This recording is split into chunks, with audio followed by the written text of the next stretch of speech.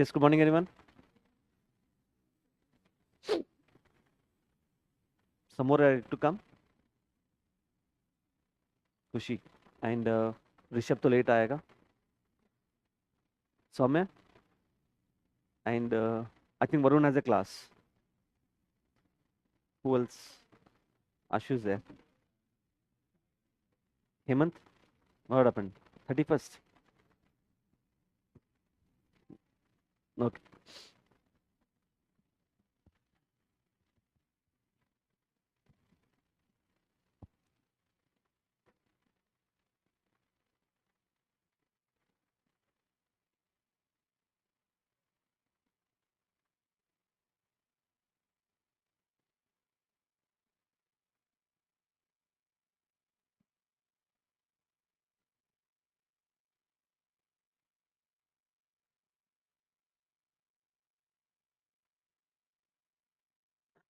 So I guess in the last class we stopped at the topic of poultry.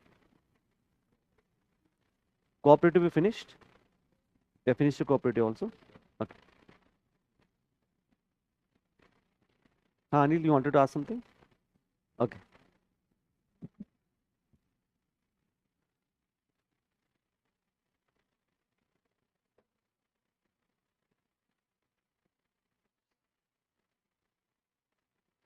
Okay. Coming to the last topic.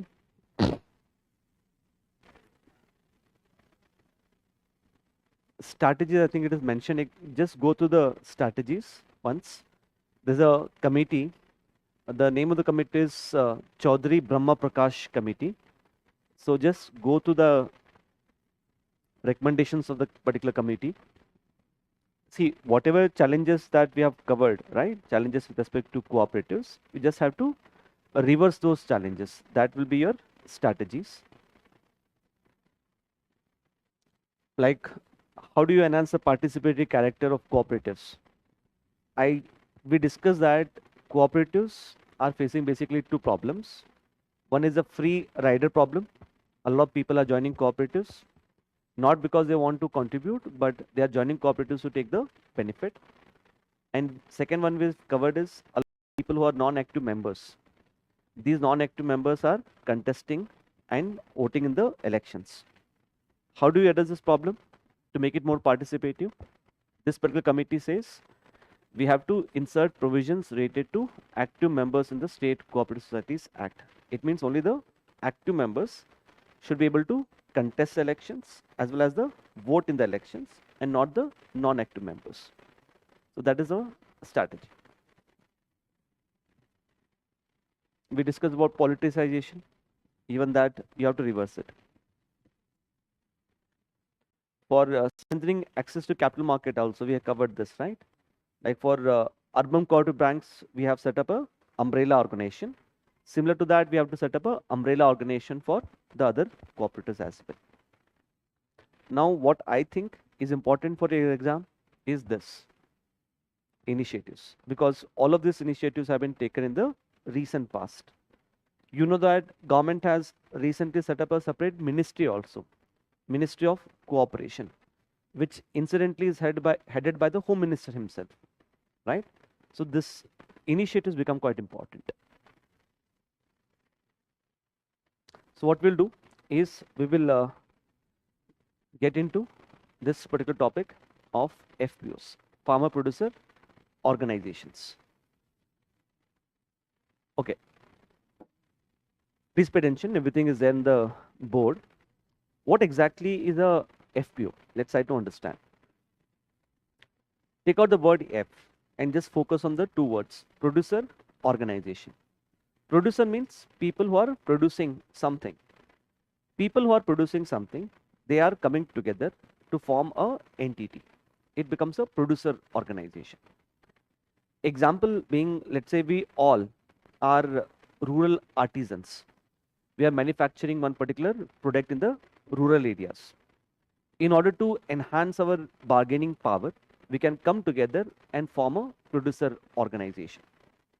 Same way, if we are dairy farmers, we all can come together and form a producer organization. If we are fishermen, all of us can come together and form a producer organization.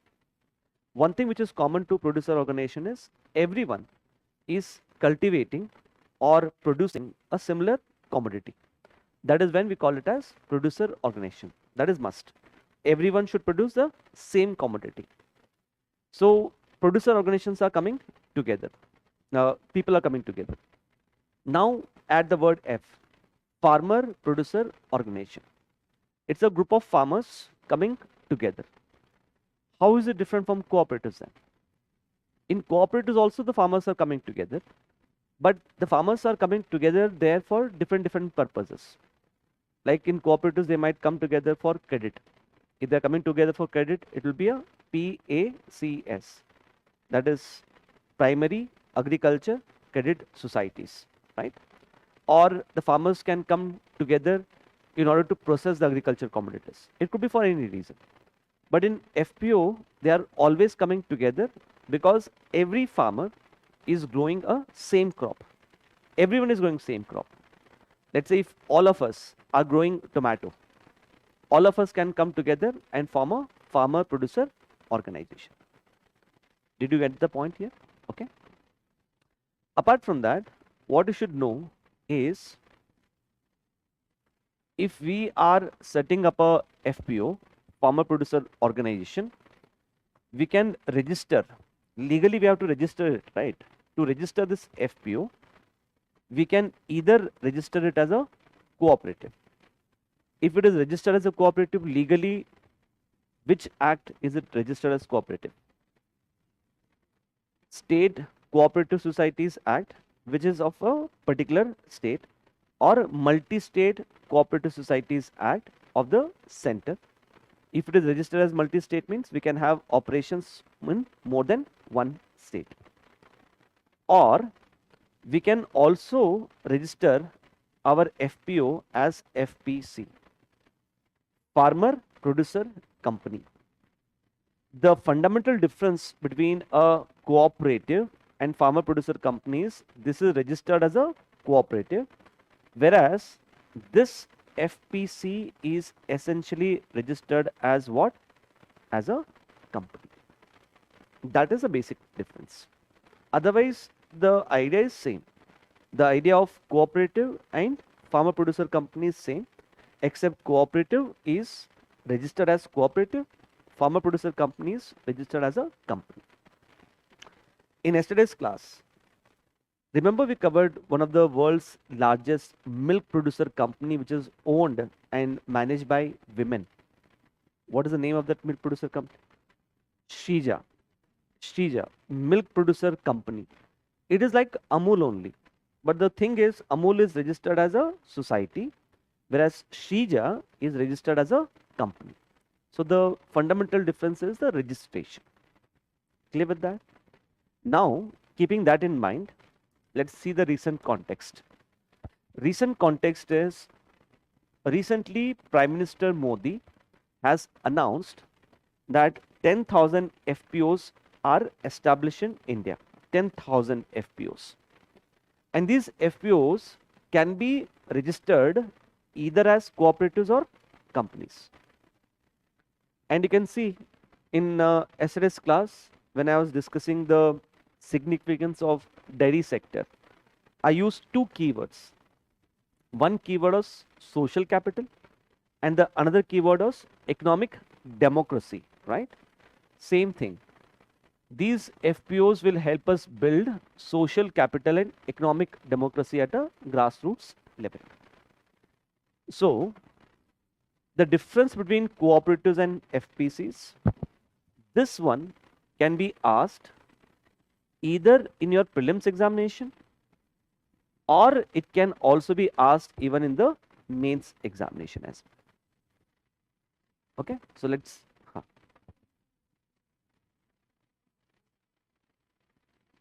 FPO is a generic name. FPO, when it is registered, it can register either as a cooperative or it can register as a company. So it's like saying the bigger circle here represents FPO. Within FPO, you can have cooperatives or farmer producer companies. But one thing you should know is I cannot include primary agriculture credit societies here because primary agriculture credit societies are predominantly involved in what? Credit. For producer organization, one thing which is must is all of them should be cultivating, yes, common crops. They should be producing some common crops. Only then we can call that as a FPO. Okay, that's the difference. So FPO is like a more of a generic name.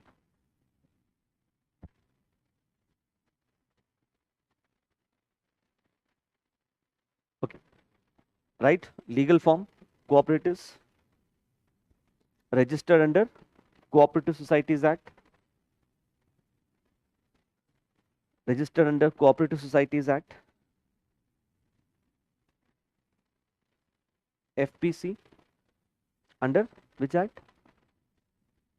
Companies Act, under Companies Act. Objective क्या होगा दोनों का? Both objectives same, to promote cooperation. Promote cooperation. Promote cooperation. Okay.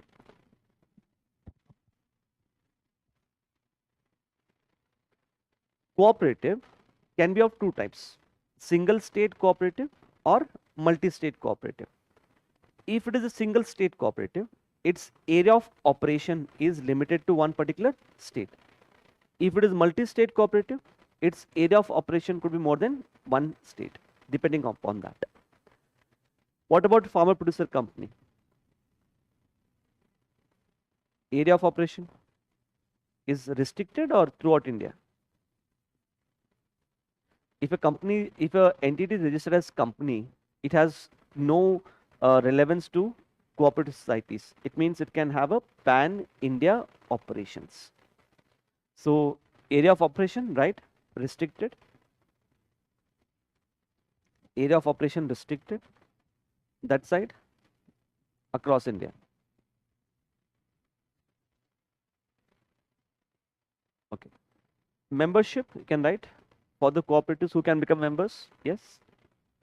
Individuals, individuals and cooperatives. Individuals and cooperatives. Okay, think of it like this.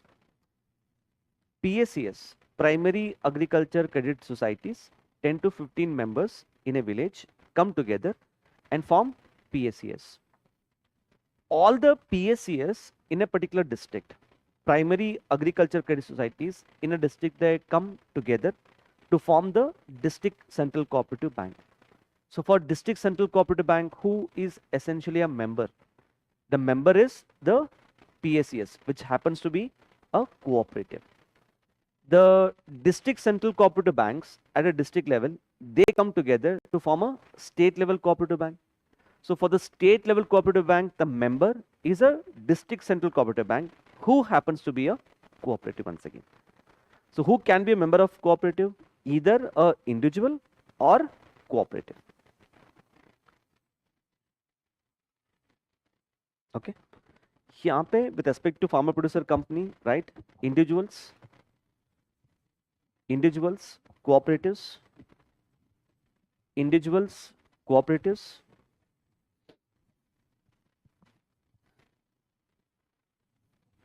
SHGs, SHGs, self-help groups, joint liability groups, JLGs. Dilshad difference क्या है? SHGs and joint liability group में difference क्या है? Let it take.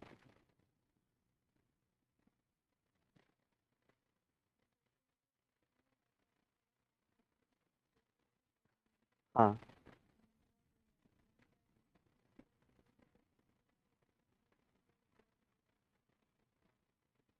Okay, apart from that, what's the major difference?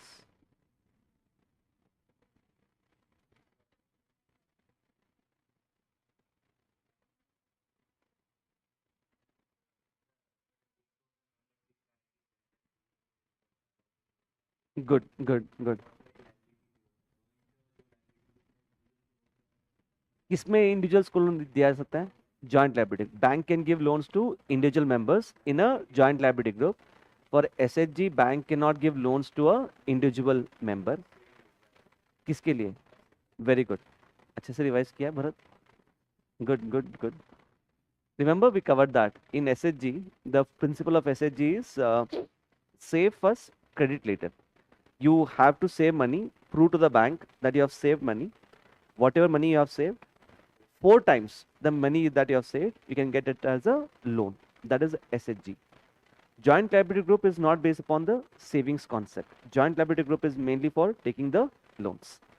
So in case of FPO, even SHGs and joint liability groups can also become the members, whereas they cannot do so in case of a cooperative. I hope it's clear. Please remember this, because in the previous year prelims, a question on SHG has already been asked. Now they might ask you about joint liability group. Voting rights, one member, one vote. One member, one vote. Share,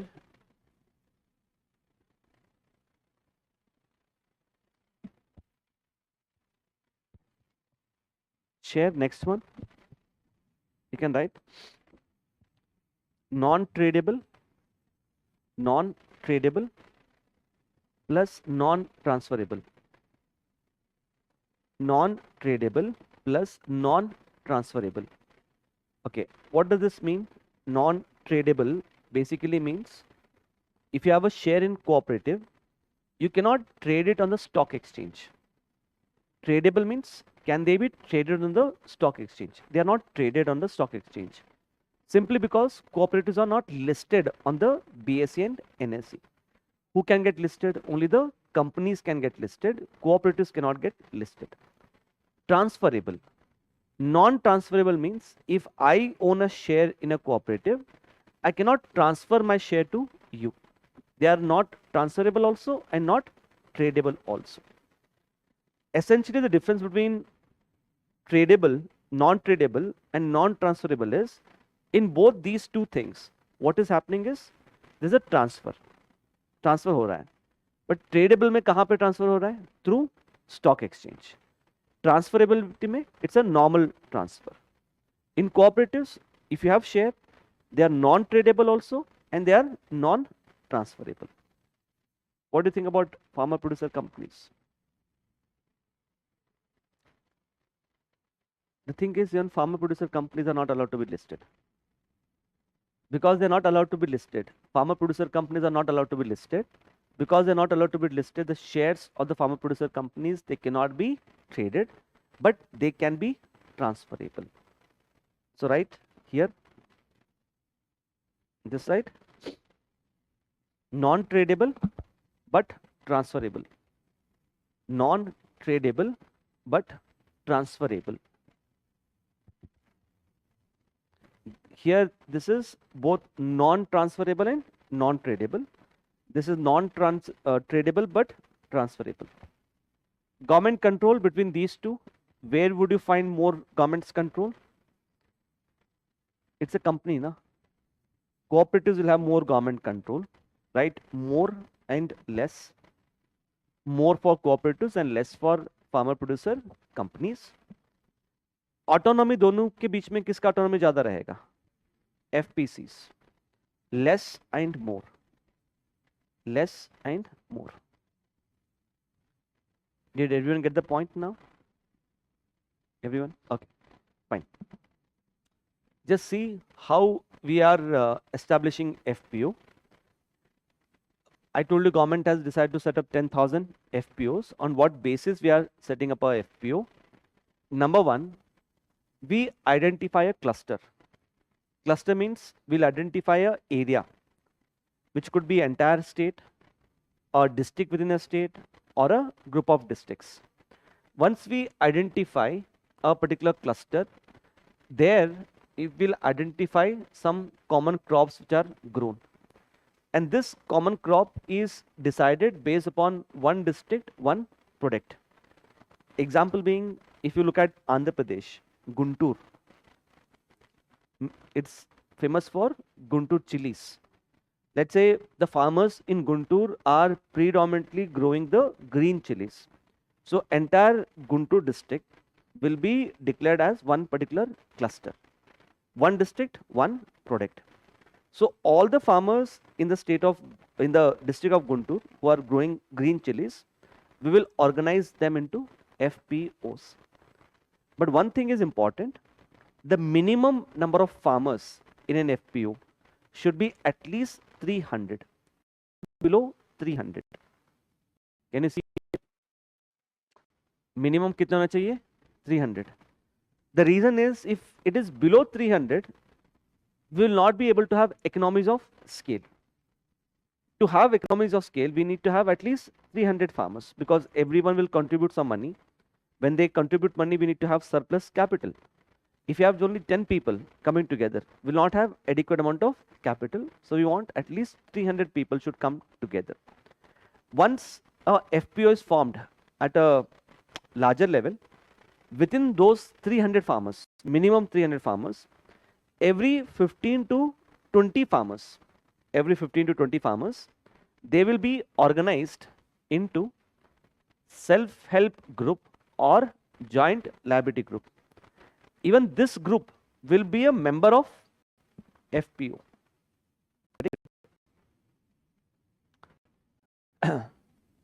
And these FPOs can then federate at a district and state level.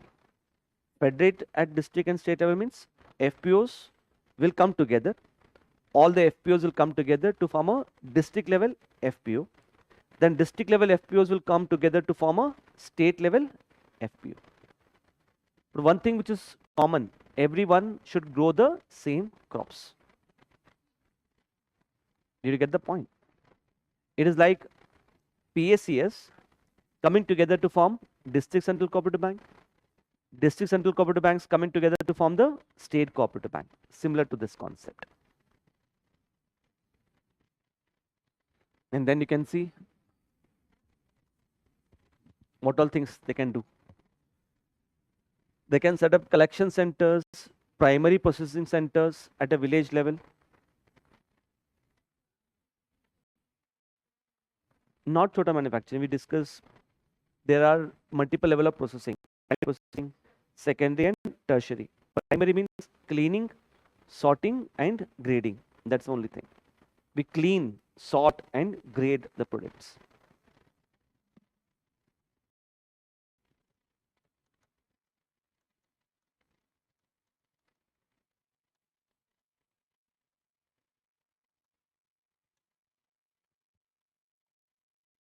Okay, everyone? I think I have already explained to you about the Sahyadri FPO. Okay, now look at this Maha FPC. What is this Maha FPC? In Maharashtra, what you have is district level FPOs at a district level. So obviously, there are multiple districts in the state of Maharashtra. All these district level FPOs, they have come together to set up a state level FPO, which they call it as Maha FPC, Maharashtra Farmer Producer Company. And for all these FPOs, it is like a mother FPO for all these FPOs.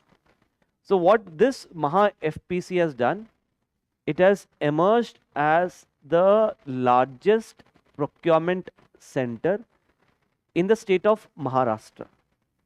In fact, it has overtaken FCI in terms of procurement. I hope it is mentioned in the case study as well. It's the largest. It has emerged as the largest procurement center for the state of Maharashtra. Essentially the same. Like they might be growing pulses, or let's say they might be growing some grapes.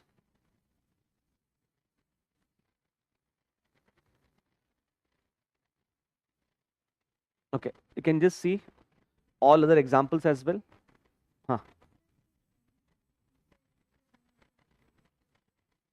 हाँ, company में भी one, यहाँ पे इस special case of company, farmer producer company, even though it is registered as a company, it is non-profit entity. Non-profit entity means is not for making profit, it is for promotion of cooperation. That is why it does not function on the principle of the shareholding. It functions on the principle of one member, one vote. Yeah, obviously government is acting. Huh. Yeah. Government is asking people, you come together. They'll provide you some incentives, provided you come together, right? Only then the people will come together, right? Especially in a country like India. So we have to give them some incentives to come together. The incentive could be something like this. We might say, if you come together, we will help you set up a processing center. For that, we'll provide you some grant. So it is good for the people if they come together because the processing center will be established.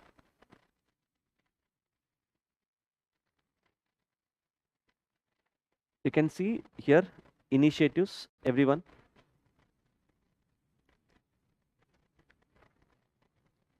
Can you see here, Dilshad, your question's answer. We have come up with a central sector scheme for formation and promotion of 10,000 FPOs, where the central government is providing for a matching equity grant of up to rupees 2,000 per farmer member with a limit of rupees 15 lakh per FPO. Matching equity grant of up to rupees 2,000 means if I as a farmer join FPO, if I contribute 2,000 rupees, government will also contribute the remaining 2,000 rupees on my behalf. If you contribute 2,000, government will contribute 2,000. But the thing is, when one single FPO, government will not contribute more than how much rupees? More than 15 lakhs in one particular FPO.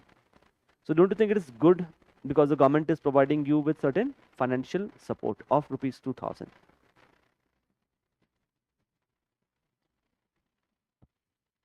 And look at this credit guarantee facility of up to 2 crore loans.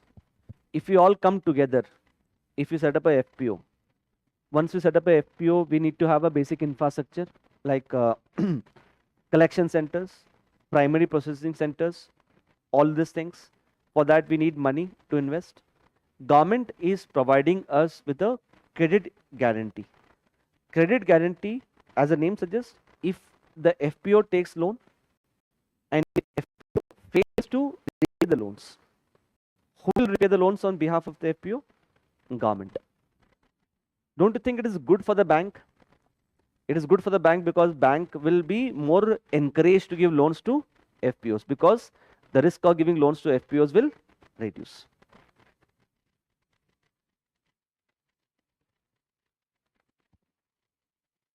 Any idea what is common service centers? This grievance redressal and see common service centers are basically the service centers where you can avail all the government services under one single roof. When I say all the government services under one single roof means, let's say you want to pay the water bill, electricity bill, you want to apply for a passport, you want to apply for a ration card. So for all of that, there is a center which is called as common service center. So we are also enabling FPOs to set up the common service centers because by setting up common service centers, they can diversify their business and they can probably earn some commission on the common service centers as well.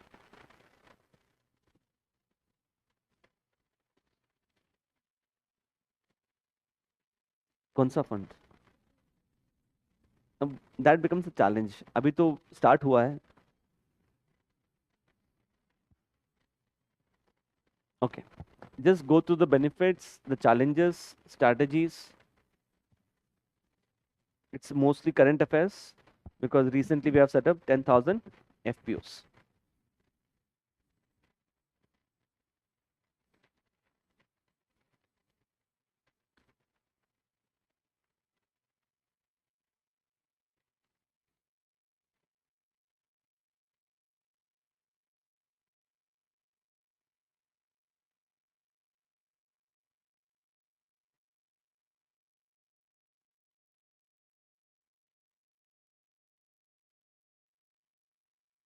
Okay, everyone is clear?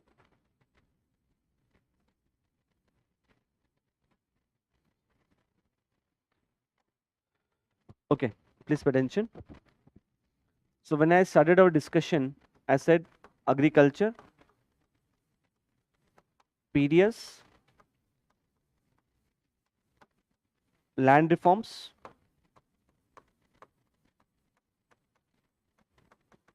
and food processing. These four. We covered that out of 250 marks allocated to GS paper 3, you get 100 marks from the Indian economy section. Out of this 100 marks, almost 50 marks for sure are asked from these themes. So we have covered agriculture, PDS, reforms, as well as food processing. If you see the syllabus, with the syllabus which I showed you, there is only one line which is still pending. The line which is still pending is role of e-technology in agriculture. I will provide you a handout for that, including the latest development, which is digital agriculture mission. So this particular handout on role of e-technology and digital agriculture mission, if you go through, you are done with this entire part. Okay. Now, digital agriculture mission is essentially a current development with respect to introducing e-technology in the field of agriculture. Okay? Is everyone clear? I hope now you are confident with these four. See, what I told you in the first class, you have to remember that. In economy, what is most important thing is you need to have one pager notes for each and every line mentioned in the syllabus. One pager notes. The reason is if you have one pager notes, it becomes easier for you to revise, and apart from revise, it becomes easier for you to recall.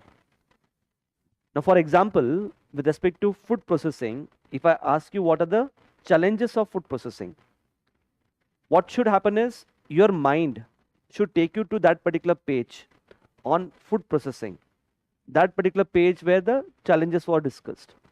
So, what you should do is just like how a computer fetches the data from the database, just like that, your mind should fetch the points from that particular one pager notes on challenges of food processing. You should not waste too much time in recalling the points.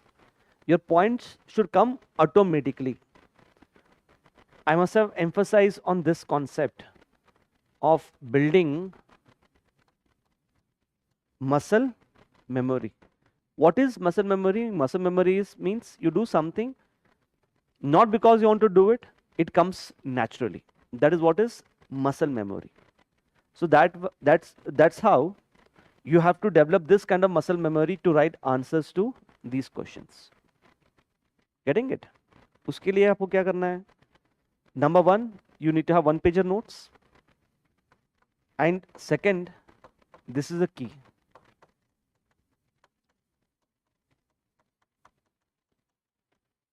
Multiple revisions. Revisions कैसे करना है? This must have happened to you कि you have revised challenges of irrigation. एक या दो बार आपने पढ़ा होगा. Now suddenly if I ask you what are the challenges of irrigation, Bharat, challenges of irrigation. हाँ हाँ. Then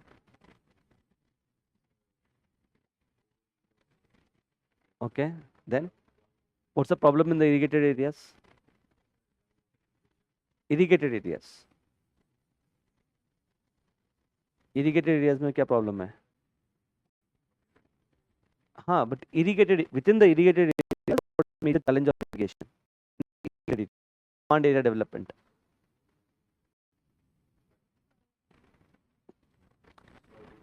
We discussed gap between irrigation potential created and irrigation potential utilized. Now this is what I was trying to say. So when you are revising things, never revise by staring into your notes. You're not allowed to carry your notes to exam. You know that, right? So do not revise by staring into your notes. The best way to revise is revise through recall. When I say revise through recall means you create your own story. You create your own framework. Whatever you want, you create your own framework, your story, whatever you want. But for every one particular topic, you should have something like a pictographic memory, and always try to revise through recalling, because what will matter in the examination is recall, not your notes. Notes multiple revise karna hai by recalling. I hope it's clear, everyone. So what you have to do, let's say challenges of irrigation. आपने एक बार पढ़ लिया, दो बार पढ़ लिया. Third time, when you're revising, don't open the notes. Don't open the notes. Ask yourself, what do I know about challenges of irrigation? Ask yourself. Try to recall number of points. Out of 10 points, probably you could recall only 3 points. Not a problem. Put pressure on your mind. Try to recollect more points. From 3, it might increase to 5. And then after 1 or 2 minutes, you give up. कि इससे तो ज़्यादा नहीं हो रहा है मेरे से 5 points से. Then you go and check कि which point did you were not able to recall. And believe me, the point which you are not able to recall, na, that will be the first point that you will recall next time. Did you get the point? So ऐसे revise करना है. Revision is like this. It is not just for economy. For mains, all the subject, this is how you should revise, including your optional as well. Okay? So, ये तो pep talk था. I was warming you up for something. I was warming you up for the next test. You have a next test coming up. The next test is for these topics. So prepare thoroughly. Believe me, if you prepare for this test very nicely, believe me, your journey for the mains 2026 will become much more easier. Trust me, because this theme has got how many marks? Half of your weightage to Indian economy. If you're done with this, you'll understand its importance just after the prelims examination. You'll thank me later, saying that at least ye wala part to mera ho gaya. I don't have to worry about this part at least, because I'm thorough with this part. My notes are done. I have revised it twice. I have given the test. I've got good marks. It will take me just 2 to 3 days to revise this once again. Getting it? Okay. Let's start with the infrastructure now.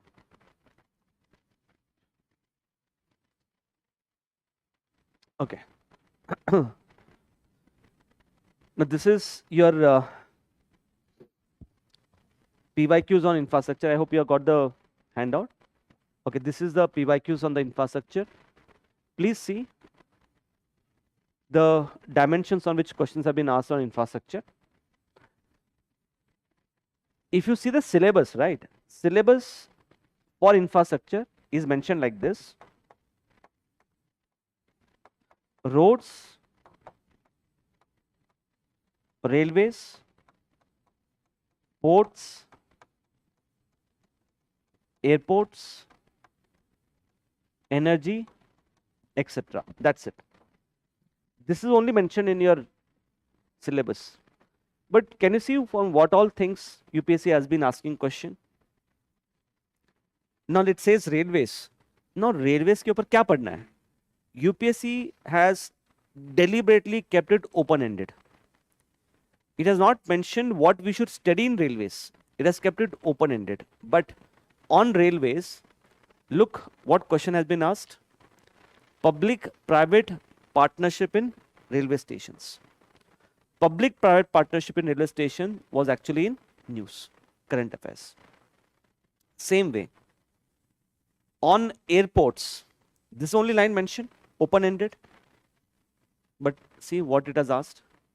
Public-private partnership in airports, which once again was part of your current affairs. With the Aviation sector, look at this. They have asked a specific scheme. What is the scheme? Udan. Generally, on all these topics, they have asked a question. On which part do you think they are not asked a question? Which dimension they are not asked a question? For sure, they are not asked a question on ports. Maritime sector becomes important. You know any specific scheme for development of ports in India? Construction of Bharatmala. For ports, do you have anything? For roads, we have Bharatmala. For ports, Sagarmala. We have Sagarmala initiative, right? We'll cover that. Do not worry. यहाँ तक clear है सबको? So, keeping this in mind, what we are going to do is we are getting into the discussion of infrastructure. Just see, this is a fact sheet on infrastructure. Just like how I have provided you with a fact sheet for agriculture, the same I have done with respect to fact sheet for the infrastructure. Then we are going to start with the first one. First one is infrastructure, scope, significance, present status, challenges, and so on. Okay. Write the scope. Scope. Infrastructure includes physical infrastructure. Infrastructure includes physical infrastructure,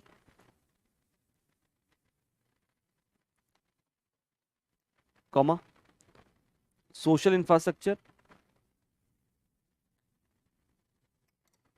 and digital infrastructure. So understand, whenever we say infrastructure, infrastructure means three things: physical, social, and digital. What is physical? Physical basically means roads, railways, ports, airports. Social means schools, hospitals, housing, sanitation.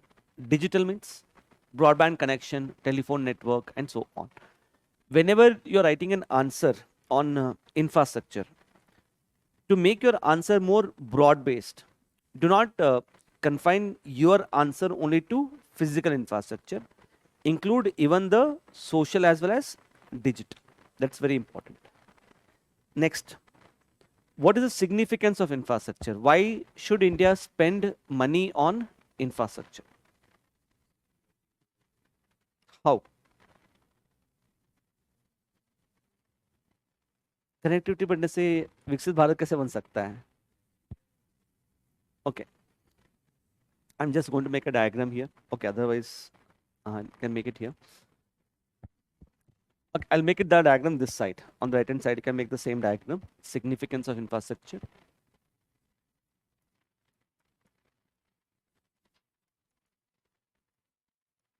Government expenditure on infrastructure. Let's say government is spending money on infrastructure.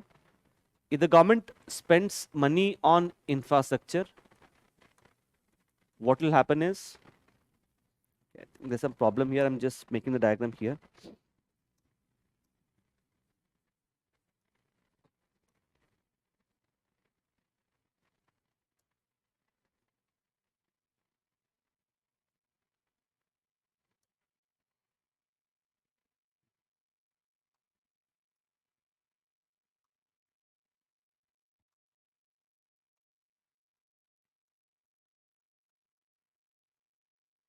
Government expenditure on infrastructure.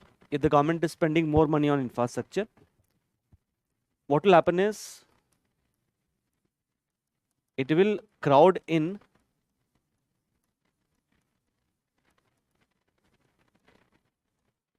private investment. I hope you are able to remember. We discussed crowding in and crowding out. It will crowd in private investment. By crowding in private investment, it is being said there will be local multiplier effect of 2.45 at least. Local multiplier effect of 2.45 means if the government spends 1 rupee on infrastructure, if government spends 1 rupee on infrastructure, the output will increase by how much? 2.45. Because of that local multiplier effect, we can expect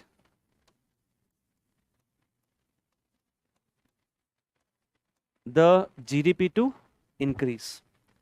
As the GDP increases,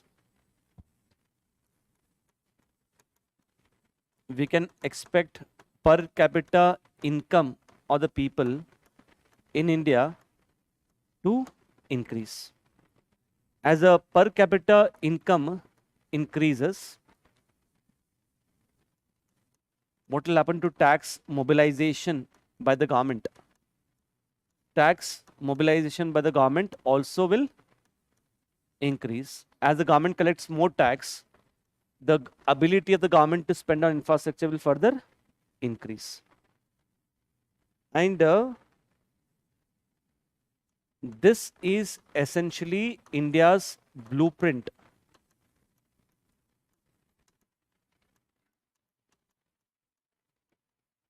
for Amrit Kal. This is India's blueprint for Amrit Kal. Anil, what is Amrit Kal? Anyone? Amrit Kal.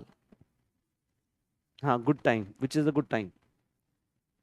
Why are we calling it as Amrit Kal?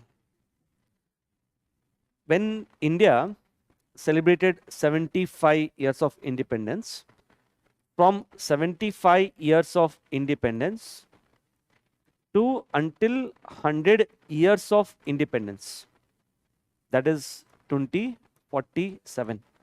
ये जो period है ना, between 75 to 100 years of independence, this is considered to be a good time for India.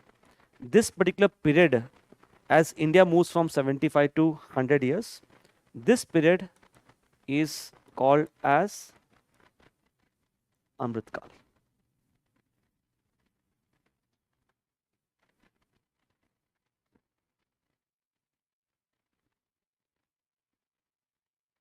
So Viksit Bharat is like our end, and Amrit Kal is like our means, the strategy. Viksit Bharat is the end goal, 2047. Amrit Kal is like a means, the path to Viksit Bharat.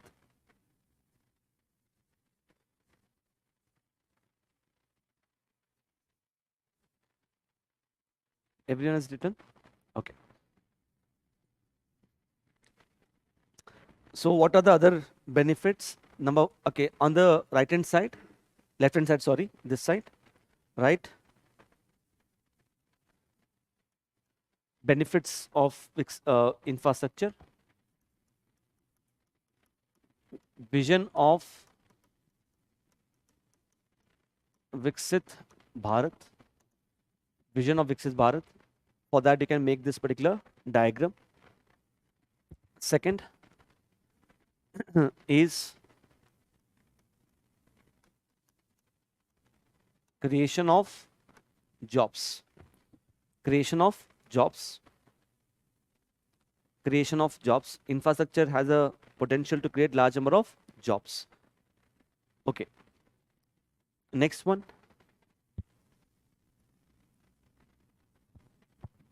is it can help us promote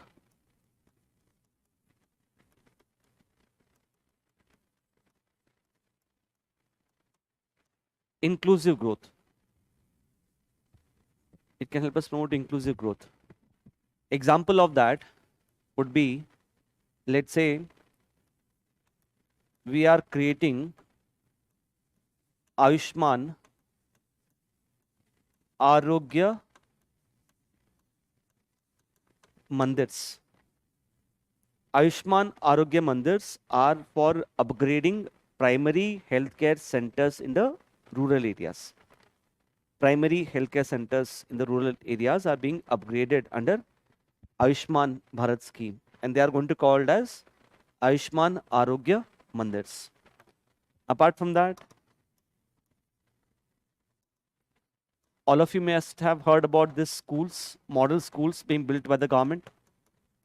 PM, Shri schools. We can also talk about some digital infrastructure,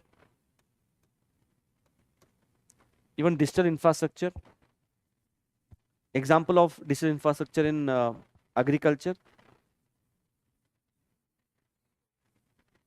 or ENAM. ENAM is the best example.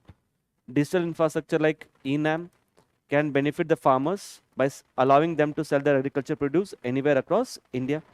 ENAM. Okay. Then infrastructure sector can reduce our logistic cost and boost exports. Reduce logistic costs and boost exports. Right? And it can also help us create disaster resilient infrastructure. Create disaster resilient infrastructure, which as the name suggests, creating infrastructure which is able to withstand the impact of disasters. Any specific country which has done that? Good. Example, Japan.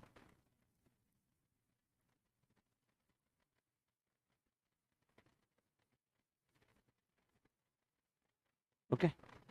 Next. Can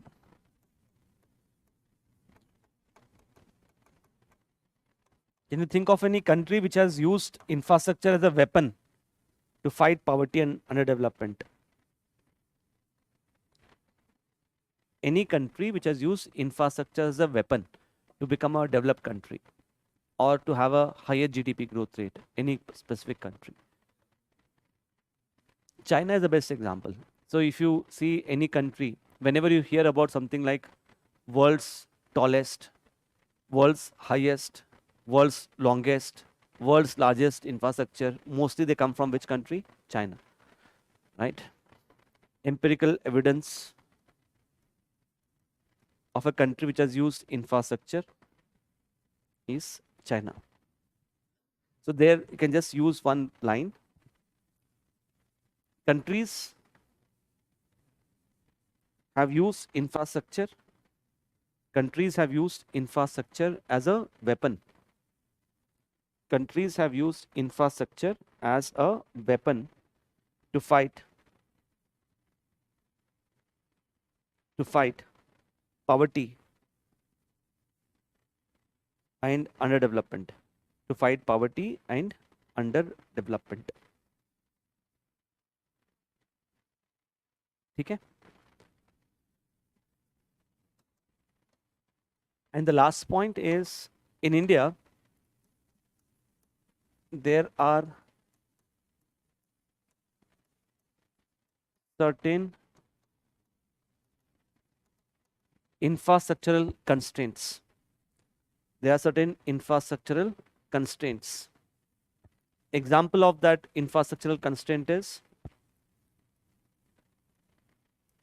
within the railways. You should be able to elaborate on that. Within the railways, if you see our route length of railways, in 1951, it was around 50,000 kilometer, 1951.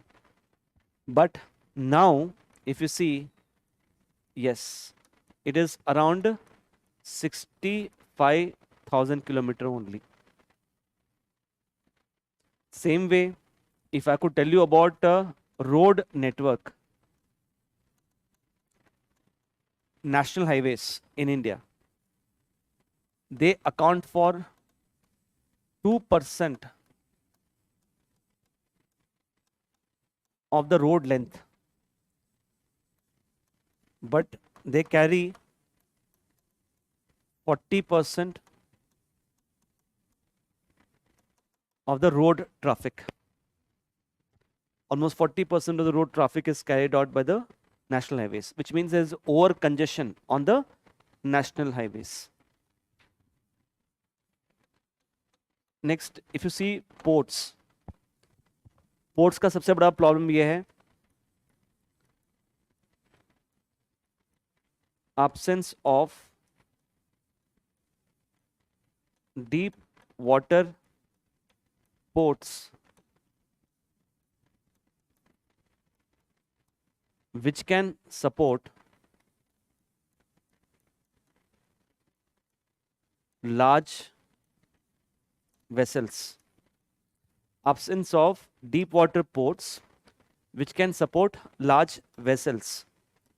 Deep water means basically our ports are not having deep water, they are shallow water ports.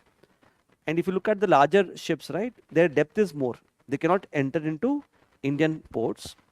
So what we do is we are depending on the transshipment ports such as Singapore. Transshipment ports such as Singapore for the transport of our cargo. What this means is, it is just for understanding. If you write this much, that is more than sufficient. Let's say this is India. If you see the ports here in India, they are not deep water ports. They are shallow water ports. So what we do, we first load the cargo into small ships. These small ships will then go to nearby big ports like Singapore. In Singapore, whatever cargo we are moving through small ships, that particular cargo is then loaded onto large ships. So what is Singapore basically facilitating? Movement of cargo from smaller ships to larger ships. इसीलिए Singapore is called as what kind of port? Transshipment. Look at the word. Trans means shifting from one ship to another. Now, what will happen if you are depending on other ports in the vicinity? Our logistic cost will increase, time will increase, right? That's the biggest problem. Did you get the point, everyone? How many points have written? 7 should be sufficient. Okay. Now see here with respect to infrastructure, what all initiatives that we have taken, everyone. NIP we are going to cover in detail, do not worry. NIP will cover in detail.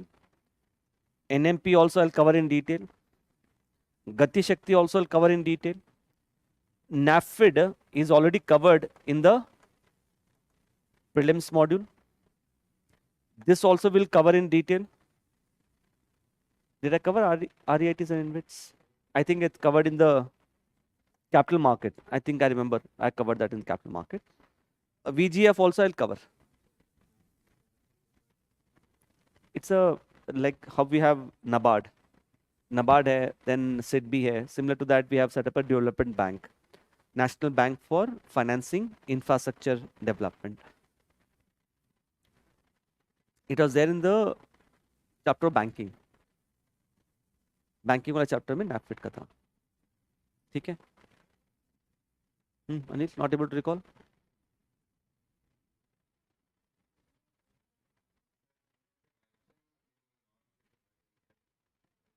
Non-bank, it's not an NBFC, it's an all India financial institution. Remember, there are 5 all India fund. NAFID is basically just like how you have NABARD, which gives loans for agriculture and rural development. NAFID is an organization which gives loans for infrastructure development. That's it. And I remember वो आपके test में भी आया था, 4-5 question आए थे आपके test में NAFID के ऊपर. हाँ, yeah.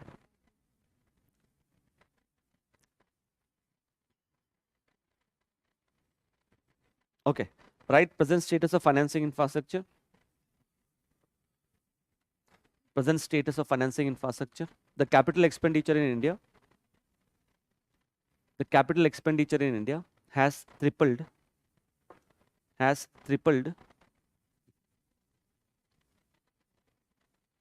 in the last 4 years to reach, the capital expenditure has tripled in the last 4 years to reach 11.11 lakh crores.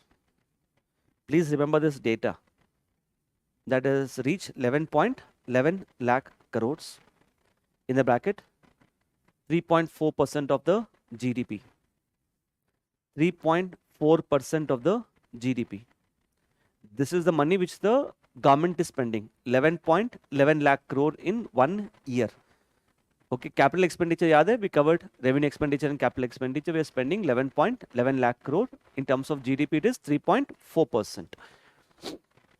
The share of public sector, right? Continue. The share of public sector, under this only, the share of public sector is around 78%, while the share of private sector, the share of public sector is around 78%, while the share of private sector is 22%. Just remember this data also. So between the government, public sector means government, between the government and private sector, who is spending more money on infrastructure?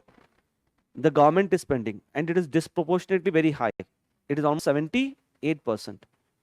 Private is spending just remaining 22%, right? Okay. How much money we are spending in 1 year? 11.11 lakh crore, which might change this year, right? In terms of percentage of GDP, it is 3.4%. Let's see how much money we need to spend. Financing needs, right? India needs to spend 143 lakh crores.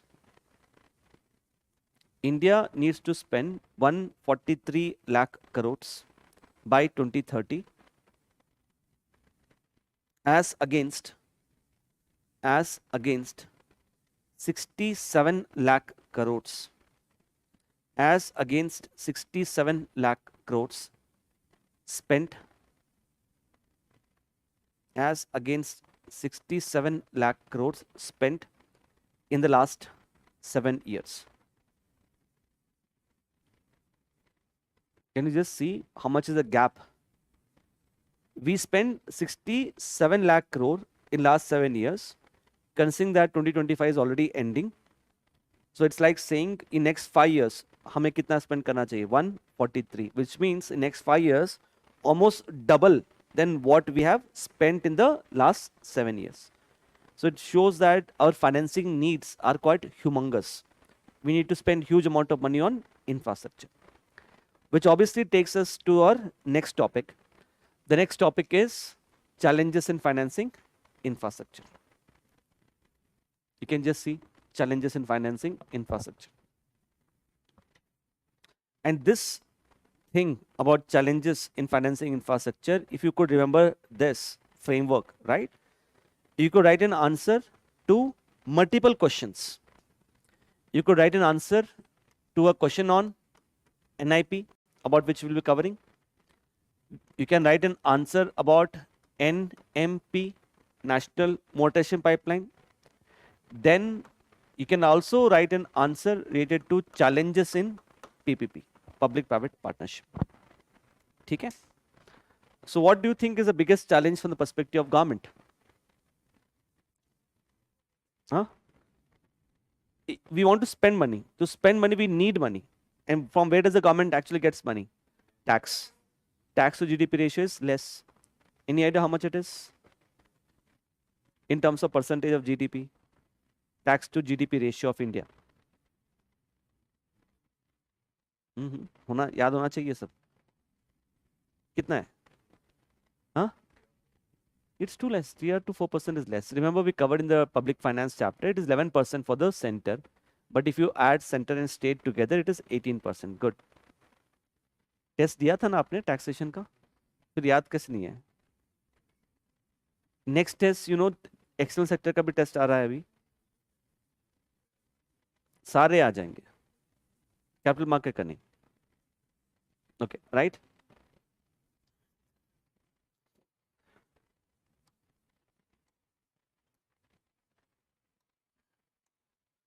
Here, from the perspective of the government, number one, low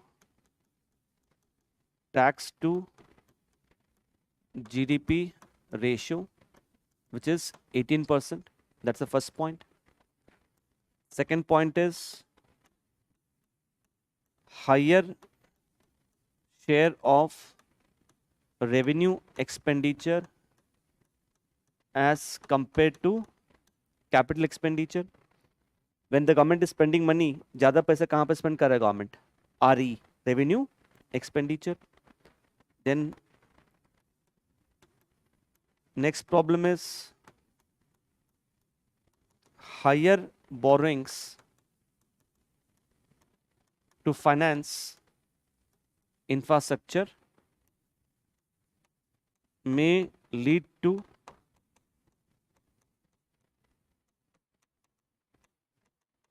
increase in fiscal deficit. They are all logical. कैसे logical हो रहा है? Just see, government is getting less money. जो कुछ भी government के पास पैसा है वो कहाँ पे खर्च हो रहा है? Revenue expenditure. उसके लिए गवर्नमेंट को बोरो करना पड़ रहा है।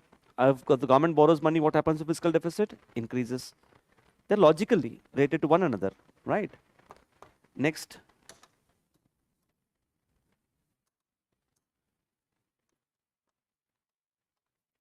Delays and cost overruns. Delays and cost overruns. Generally, when the government is executing projects, the projects are not completing on time. It is leading to delays. How much is a delay? It is said that 43% of the projects in India, they get delayed. They don't complete on time. 43%. If you are launching 100 projects in 1 year, out of those 100 projects, only 43 projects are getting 43 projects are getting delayed. And understand, if projects are not completing on time, what will happen to cost of the project? If the projects do not complete on time, the cost of project will increase because the cost of raw materials and other things will also increase. So it is leading to cost overruns of around rupees 5 lakh crores. You may not understand how much is 5 lakh crore. Just see how much money we are spending on infrastructure every year. कितना पैसा खर्च कर रहे हैं infrastructure पे? Every year we are spending 11.11 lakh crore on infrastructure. Out of this 11.11 lakh crore, 5 lakh crore we are spending on the projects which have got delayed. अगर ये delay नहीं होता, had the projects had completed on time, we could have saved this 5 lakh crore. If we had saved this money, we could have spent how much? Instead of 11, we could have spent how much? 16.11 lakh crore. है ना? Next one.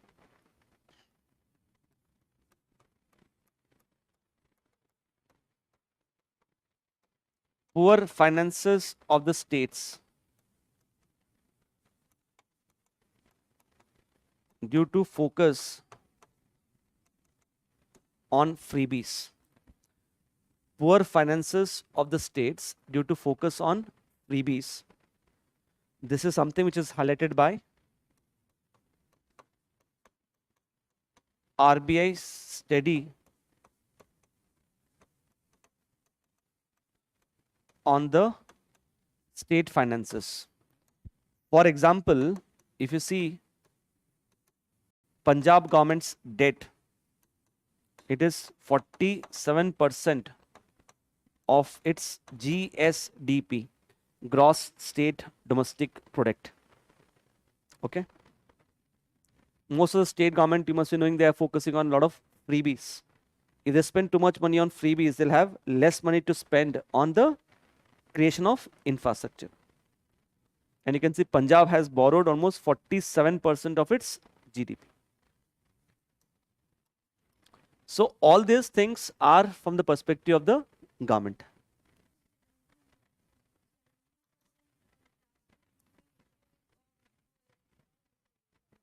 No, no, no. 11 plus center plus state. Huh.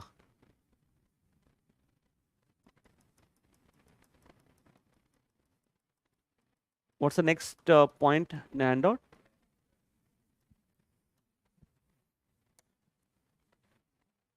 From the perspective of banks or DFIs, development finance institutions, what's the biggest challenge is you must understand when banks give loans to infrastructure projects, banks mobilize their deposits. These deposits of the banks are generally of short term. But when they give loans to infrastructure projects, these loans are essentially long term loans. The reason is infrastructure projects have a longer gestation period. They usually take longer to complete, 10 to 15 years. So deposits, which are essentially the liabilities of the bank, they are short term.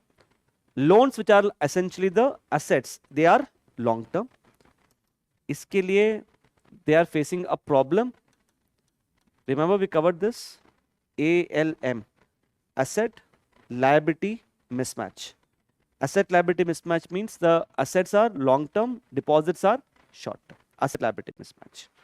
Remember I covered this topic when I was discussing the concept of bank run. Good. Next one is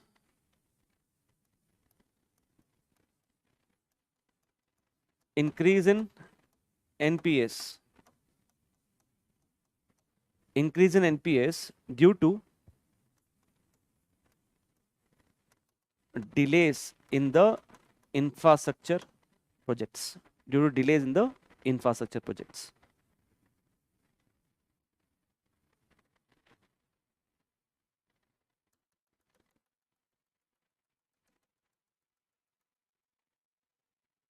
next क्या है?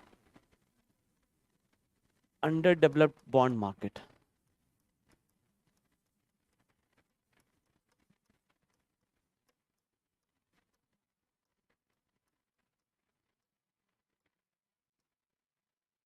Okay, right under that, underdeveloped bond market. Bond market in India. Bond market in India is underdeveloped due to restrictions on investment, due to restrictions on investment by insurance and pension fund companies. Full stop. For example, these companies cannot invest in bonds. These companies cannot invest in bonds which are rated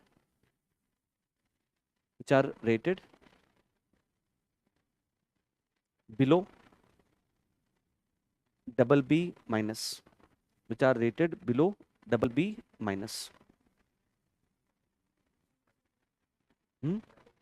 Double B minus. Huh. It will vary from rating agency. Okay, just pay attention. What is this? थोड़ा सा complicated हो सकता है. So please pay attention. What is this underdeveloped bond market? Okay, just add one committee there. Remember the name of the committee.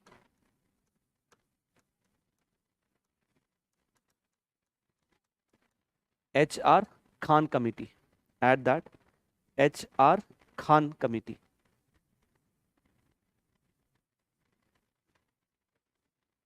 HR Khan.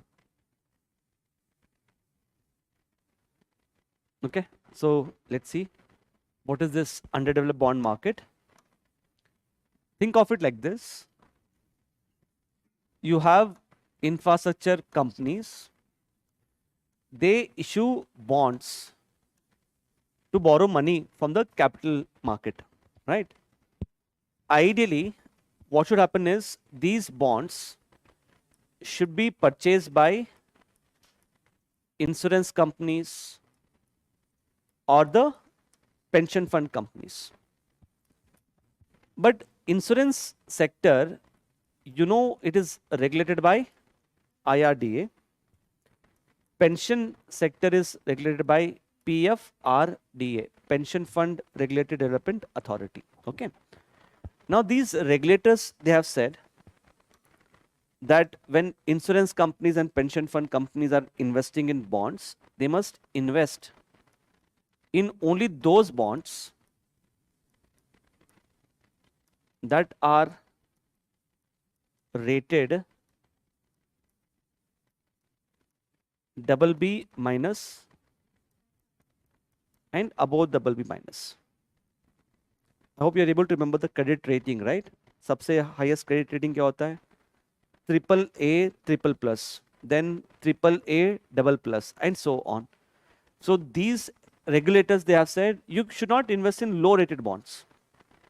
You should invest in only these bonds which are rated BB minus and above. I think it's good because we are trying to ensure that these companies do not end up investing in low rated bonds and lose the people's money. Because who is putting money into insurance and pension fund companies? Our own money, right? To ensure safety of our money only, they have said this thing. But problem क्या होता है? When our infrastructure companies are issuing bonds, most of the bonds issued by our infrastructure companies, they are low rated bonds. So they are issuing bonds, but unfortunately, our insurance companies and pension fund companies are not able to invest in bonds simply because these bonds are low rated.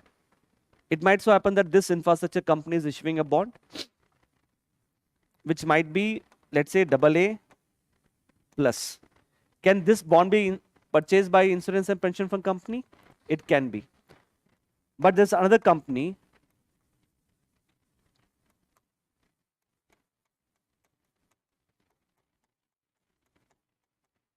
majority of bonds are rated, can you see? BB minus and above. That is why they cannot purchase these bonds. Did you get the point? What's the solution to this problem then? क्या करना चाहिए? खुशी क्या करना चाहिए?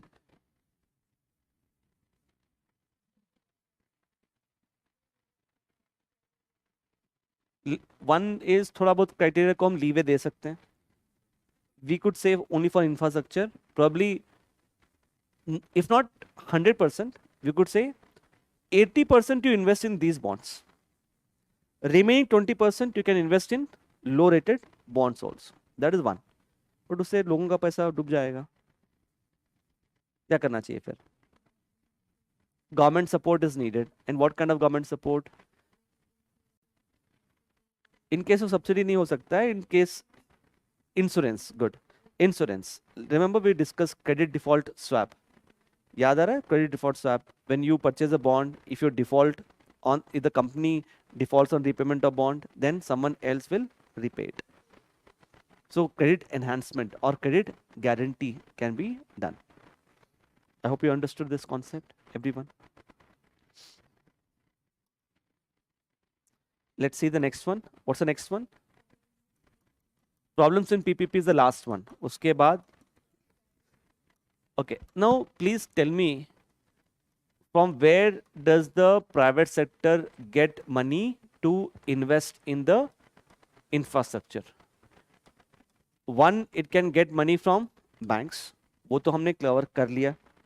Second, the private sector can get money from the bond market. Even that is also covered. Apart from that, the private sector can also get the money from where? External market, from outside India. Outside India, what they can do is they can go for external commercial borrowings. They can borrow money through ECBs. Remember, we could discuss different types of bonds, or we can have a inflow of FDI, foreign direct investment. ये cover हो चुका है, ये cover हो चुका है. Now tell me, what will happen if private sector borrows more money from outside India in terms of dollars? Rupee depreciation होने से क्या होगा? It will expose the private sector to exchange rate risk. That is one problem. यहाँ पे FDI which is coming into India can go into agriculture, manufacturing, services or infrastructure. Predominantly which sector is FDI going into? Services sector. You got your 2 points here. So right. Exchange rate risk. Exchange rate risk associated with the exchange rate risk associated with the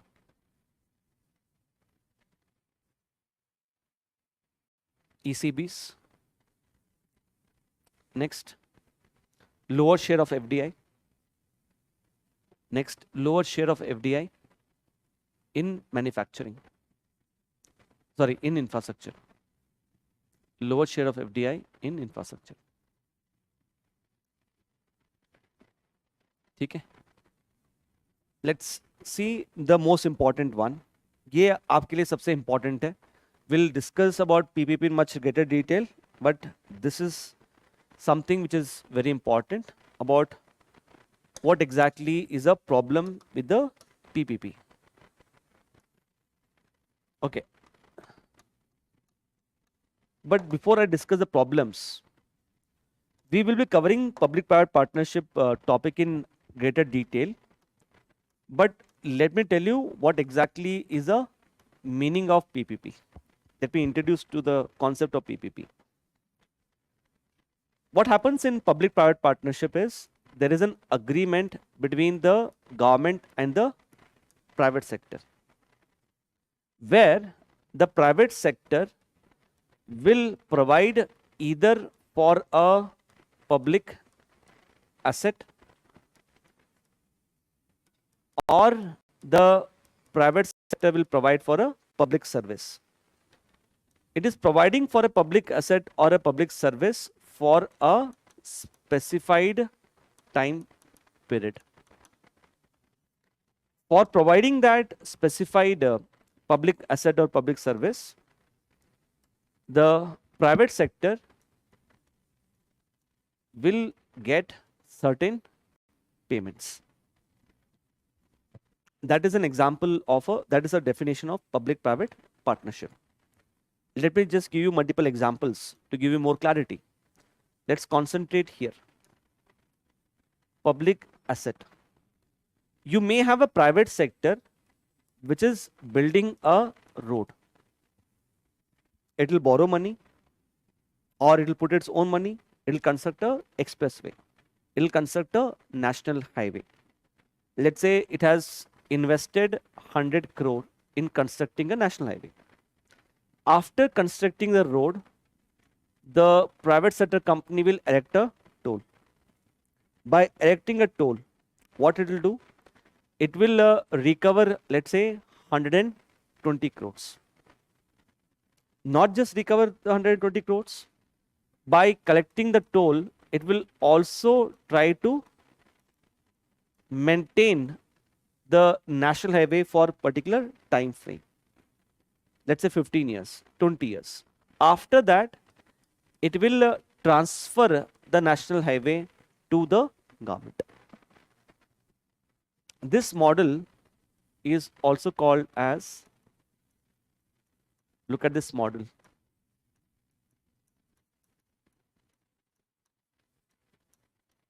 Build, operate, transfer. It is building a national highway, operating a toll, and then transferring that national highway to the government. It is not owning the national highway.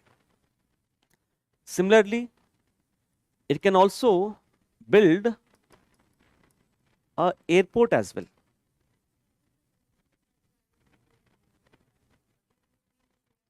It is investing 100, it is getting 120 crores. The toll. हाँ, ठीक है, everyone. Now, a private sector, just like how it is building a road, it can build an airport also. Best example of that is Delhi's T3 terminal, which is built by the GMR company. It will build this particular terminal. After building the terminal, tell me, in case of a road, we can put a toll and recover that investment. But how will the GMR company, which has built the T3 terminal, recover the money? Why? They will recover money from the aviation companies which use this particular terminal for landing or takeoff. Anil? It will recover money from the real estate within the airport. Vaishali? Anything else? Source of revenue?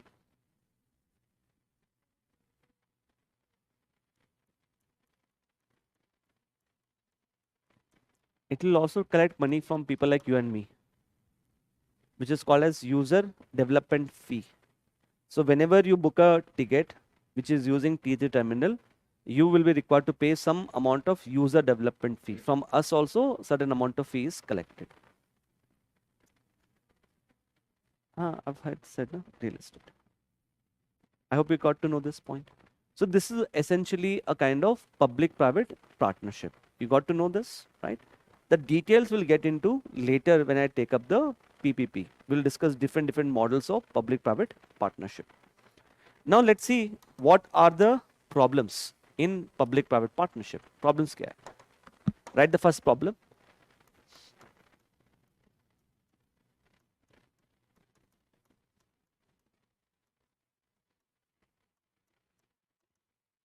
Lack of prior consultation. Lack of prior consultation. Example, right? PPP. Example, PPP in passenger trains. PPP in passenger trains. Let's see what is this public-private partnership in the passenger train. Okay.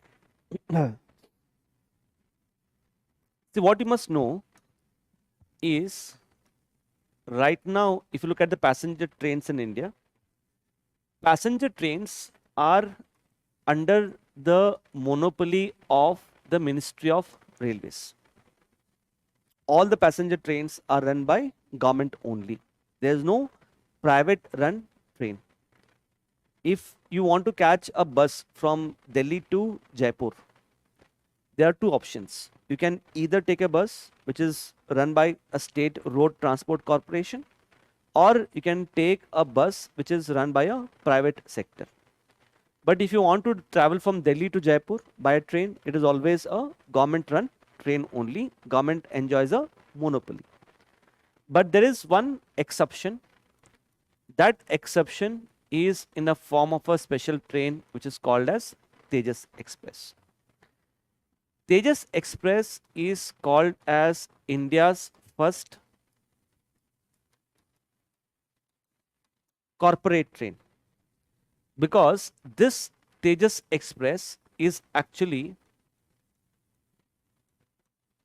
operated not by the government, it is operated by IRCTC. But because IRCTC is owned by who? Government itself. We don't call this as private train. Instead of calling this as private train, we call this as the corporate train. समझ में आया?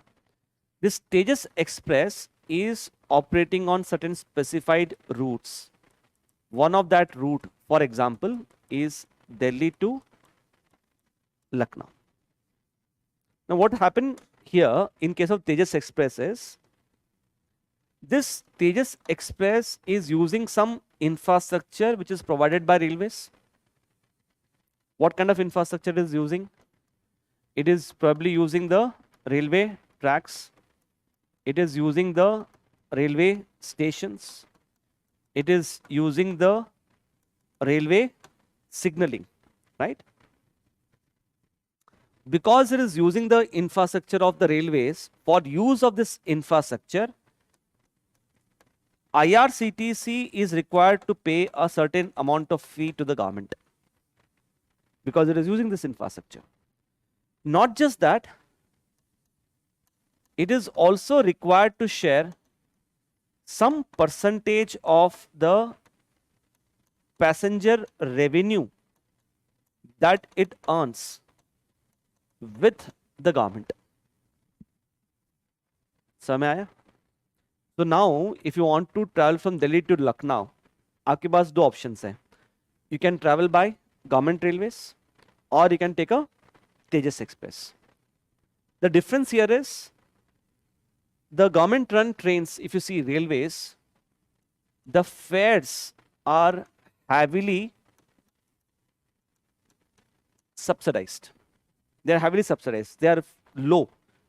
But Tejas Express fares are market determined and they are fixed by who? They are fixed by IRCTC.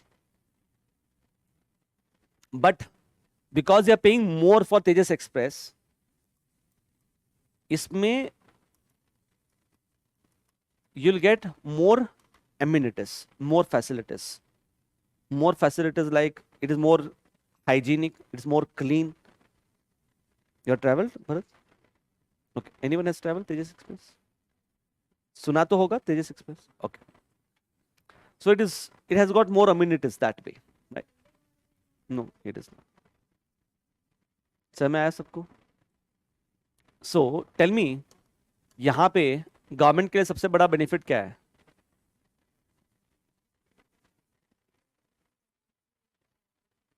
Huh?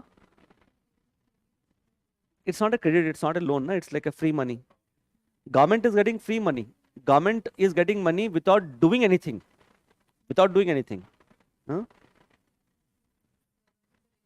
Yeah, it's a source of revenue. And almost 5 years back, when I checked how much money is Tejas Express is paying to government for only this route. There are multiple routes on which Tejas Express is flying, but only for this route,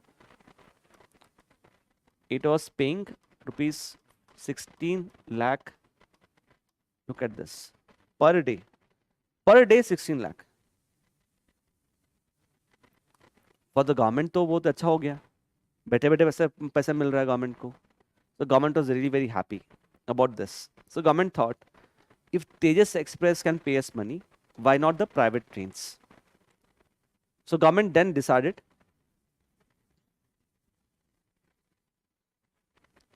to ask the private sector to operate the private trains in India. So it's like saying, now government said, if you want to travel from Delhi to Lucknow, आपके पास three options होंगे. You travel by our trains, you can travel by Tejas Express, or you can even travel by the private trains. Getting this point?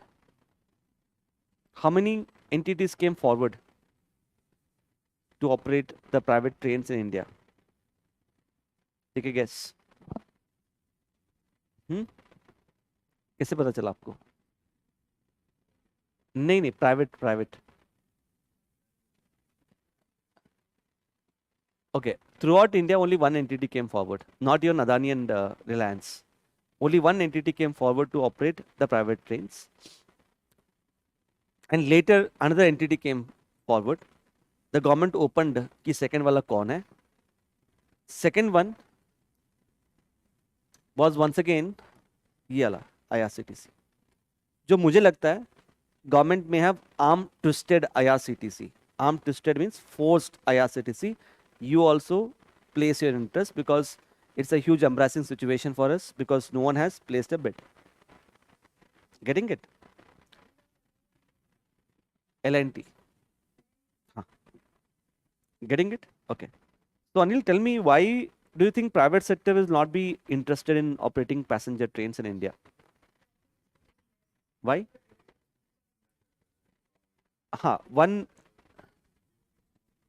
Let him say.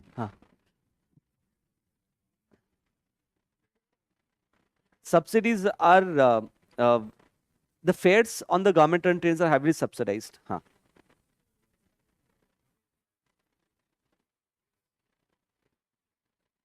Private trains might not increase the fare.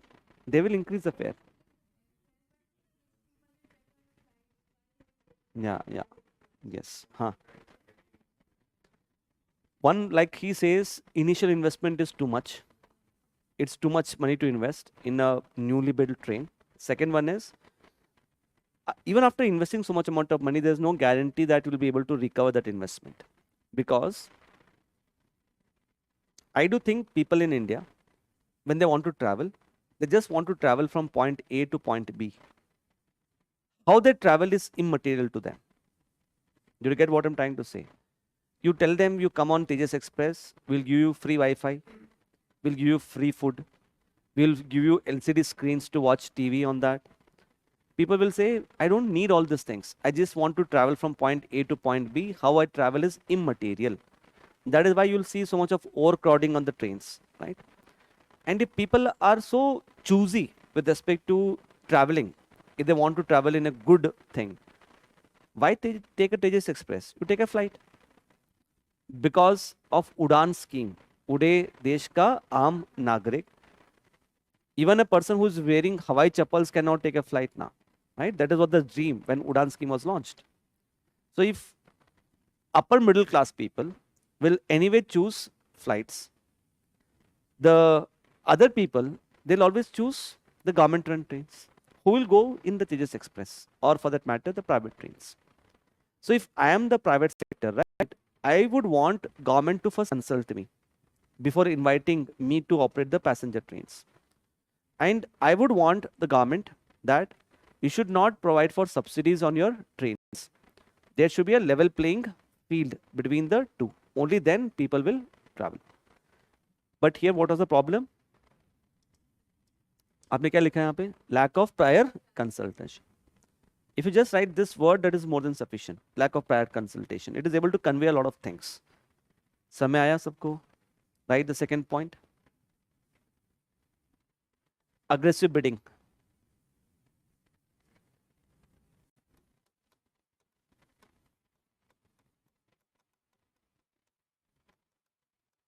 Okay, let's see what is this meaning of aggressive bidding. Okay, here what happens is, generally when the government wants to invite the private sector, government will come out with a tender, a contract, and government will say all the private sector entities to place a bid, how much money they would need for a particular project. Whoever is the lowest bidder, to that particular person, they will award a particular project. And what happens generally in India is, we have seen instances of aggressive bidding which makes the project unviable. I'll just give you one example. We'll cover this in much greater detail. Do not worry. We have a model of PPP. The model of this PPP is called as EPC model. I told you one model, BOT, build, operate, transfer, engineering, procurement and construction. Engineer means the private sector first should design the project. उसको design करना है project. उसके बाद it should procure the raw material. And after that, it should construct the project. Once a project is constructed, what it has to do is, it has to transfer the project it has created to the government. Getting this? Example of this project, EPC project in India right now.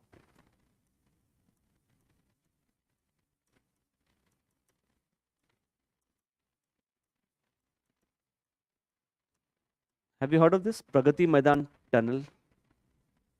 If you have gone through India Gate, right? Just adjacent to the India Gate, we have built a new tunnel, Pragati Maidan. Yes, that tunnel. That tunnel is actually built under this EPC model. Getting it? Or you may have heard Bangalore's T2 terminal. It is right now one of the most beautiful terminals in India. This T2 terminal in Bangalore is also built through this particular EPC model. Getting it? Okay. Now tell me, in this model, private sector is designing a project, procuring the raw material, and constructing the project. So someone has to provide money, na? Someone has to provide money. So who do you think is providing money here? Government. Government will provide the money for construction of this particular project. So government, let's say I am the government, you are the private sector. I will say like this: I want you to construct this particular project. You tell me how much money you want me to give you. Different private entities will place a bid. So let's say a private entity A says, give me 102 crores. Another entity says, give me 105 crores. C says, give me 110 crore. I am the government. I am giving money to one entity for constructing a project. So obviously, I will give money to an entity who is asking for least amount of money. Who is asking for least amount of money? A. So I will give the project to this particular entity. But problem is, this entity A, when it has asked for 102 crore, what it should have done? It should have calculated the cost of the project. Kitna cost hai? It should have anticipated future risk in the project. कि future में क्या risk हो सकता है? Apart from that, it should also keep some amount of profit margin. Assuming, for example, the cost of this project was 100 crores, just as an example. How much money it has asked for? 102 crore.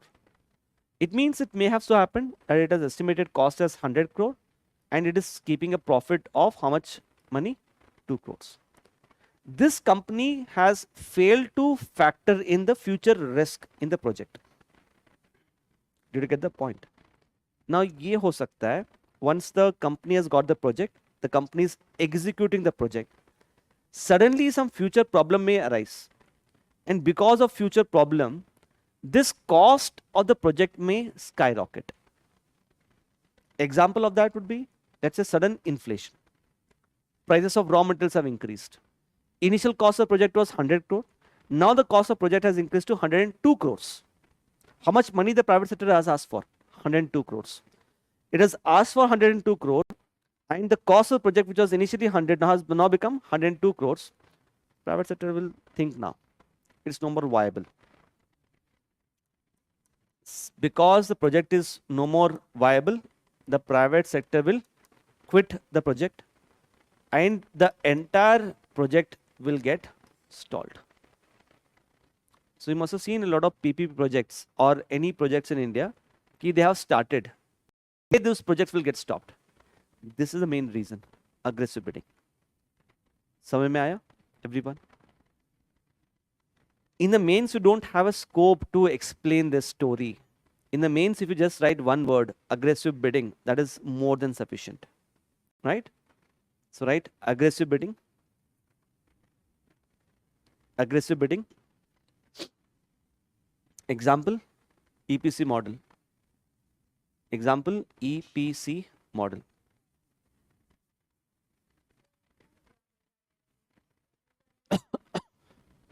It's different.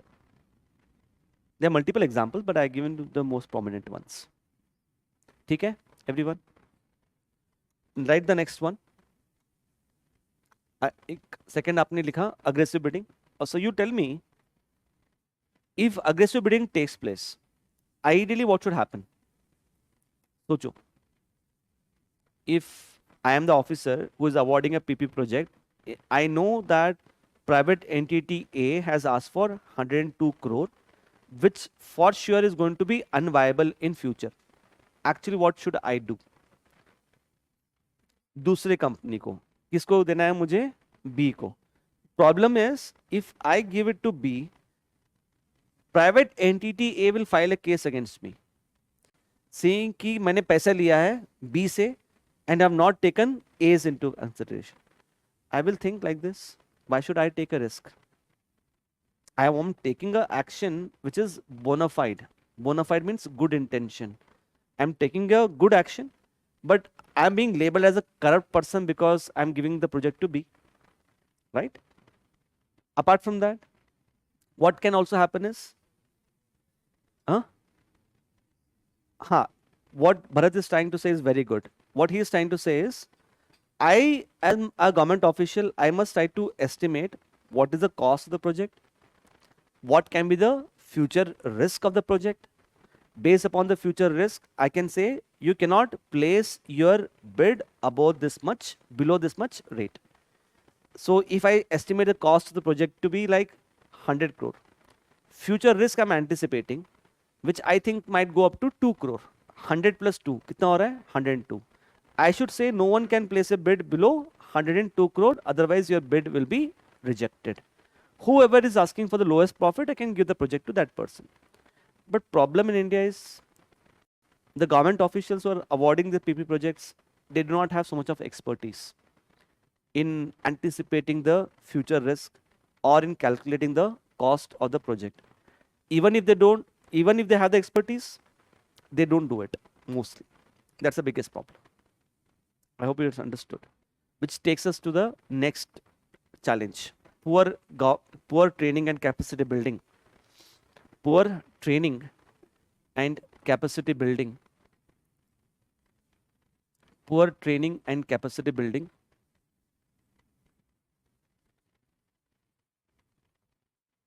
in awarding PP projects. In awarding PPP projects. Next.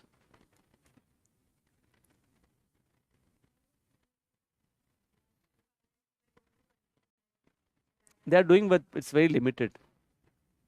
Next is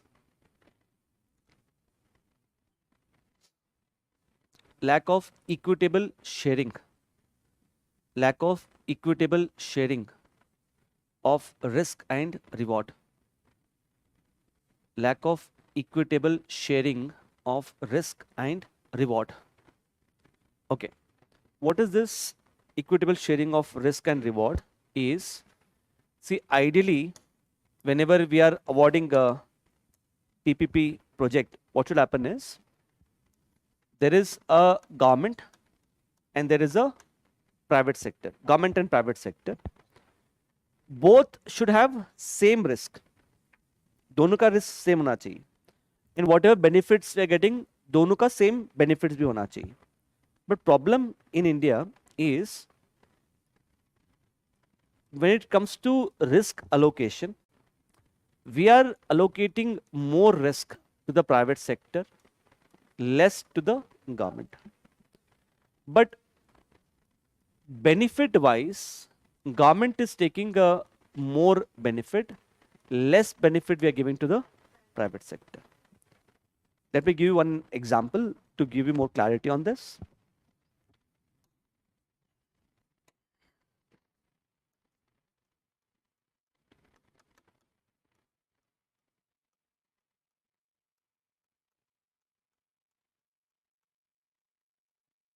Okay, look at this Delhi Gurgaon Expressway. Let's see what it is in Delhi Gurgaon Expressway.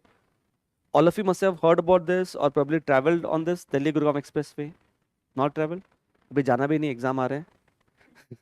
ठीक है, तो there's Delhi Gurgaon Expressway which was conceptualized way back in 2000, but it got completed almost in 2017-18. 17 to 18 years it took for this particular expressway to get completed.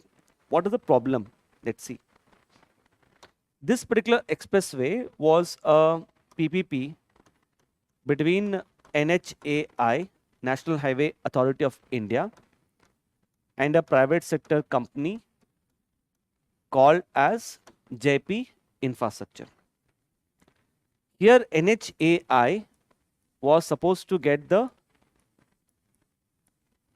land acquisition done, and JP Infrastructure was supposed to build this particular expressway. After building expressway, it was supposed to operate the toll for some years and then transfer that particular expressway. For all of this, JP Infrastructure was given a time frame of 20 years.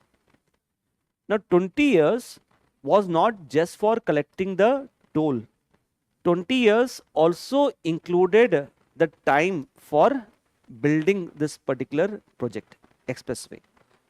So think of like this: if JP Infrastructure takes 5 years to build the project, how many years it can collect the toll? 15 years. On the contrary, if it takes 15 years to build, it will take only 5 years to collect the toll. It means there is inbuilt incentive on this company JP Infrastructure to complete the project faster. But the problem was ability of JP Infrastructure to actually start building this expressway. In turn depended upon whom? NHAI, because NHAI has to get the land acquisition as well as environmental clearances. Delhi Gurgaon expressway, Gurgaon Haryana, Delhi, there's a Delhi NCR. So if you see how many states are involved, 2 states. And if you have seen Delhi Gurgaon expressway, it passes to the heart of Delhi, South Delhi. So that way, a large amount of land would have to be acquired. So many government departments were involved. So NHAI started taking more time than what it was anticipated for the land acquisition and environmental clearances. If I am this JP Infrastructure, I will obviously feel nervous because I have decided to invest so much money based upon the guarantee or assurance given by NHAI that it will take care of the land acquisition and environmental clearances. So ideally, what happened was, what actually happened was JP Infrastructure went to NHAI and said to NHAI, see, it was your failure to not to get the land acquisition on time.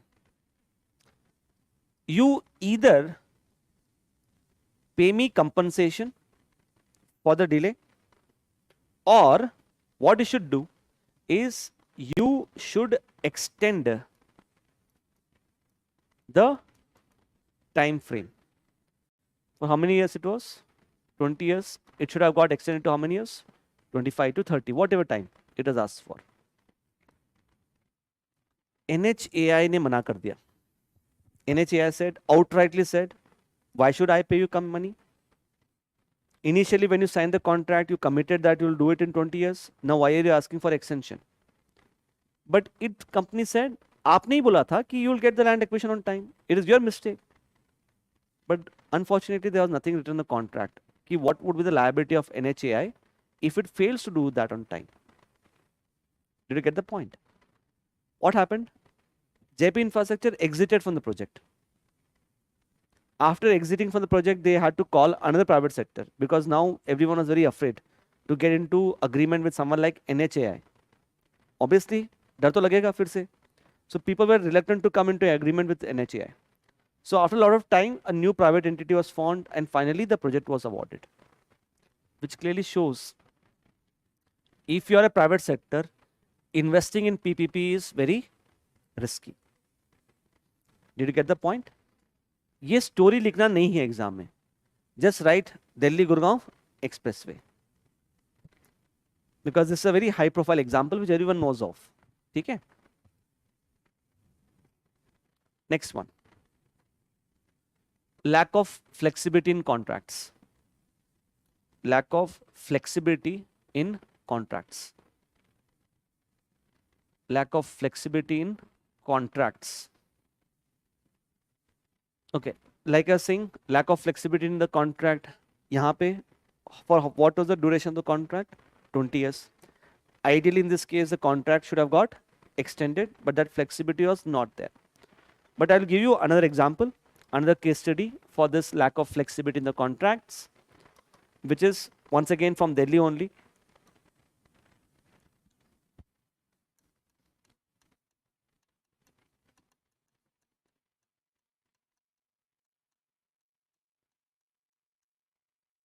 Has anyone traveled by this Delhi Airport Express?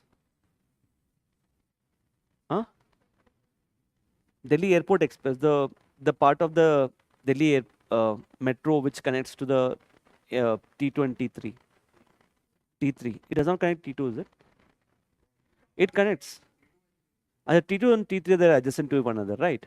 Okay, it's a part of the Delhi metro. It's a part of the Delhi metro which connects to T3 terminal. What line it is called as? Orange line?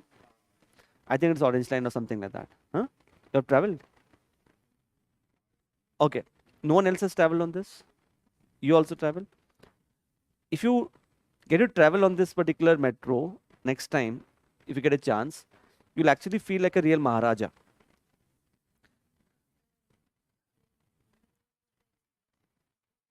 Yeah, it's completely different. And if you actually sit in that particular Delhi Airport Express, you'll feel like a true Maharaja because you'll have an entire bogie to yourself, entire cabin to yourself. No one bothers you. Like if you stand, you can see the entire stretch empty. You can see the entire stretch empty. No one travels on that. The footfall, passenger traffic is very less. I'll just tell you what was the problem here with respect to Delhi Airport Express line. This was a private partnership between DMRC, Delhi Metro Rail Corporation, and the other one was Reliance Infrastructure.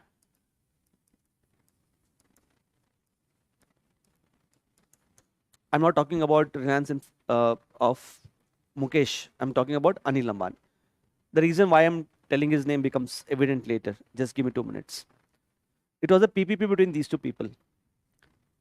So for the first time, Reliance Infrastructure was making a foray into construction of a airport line, the metro line.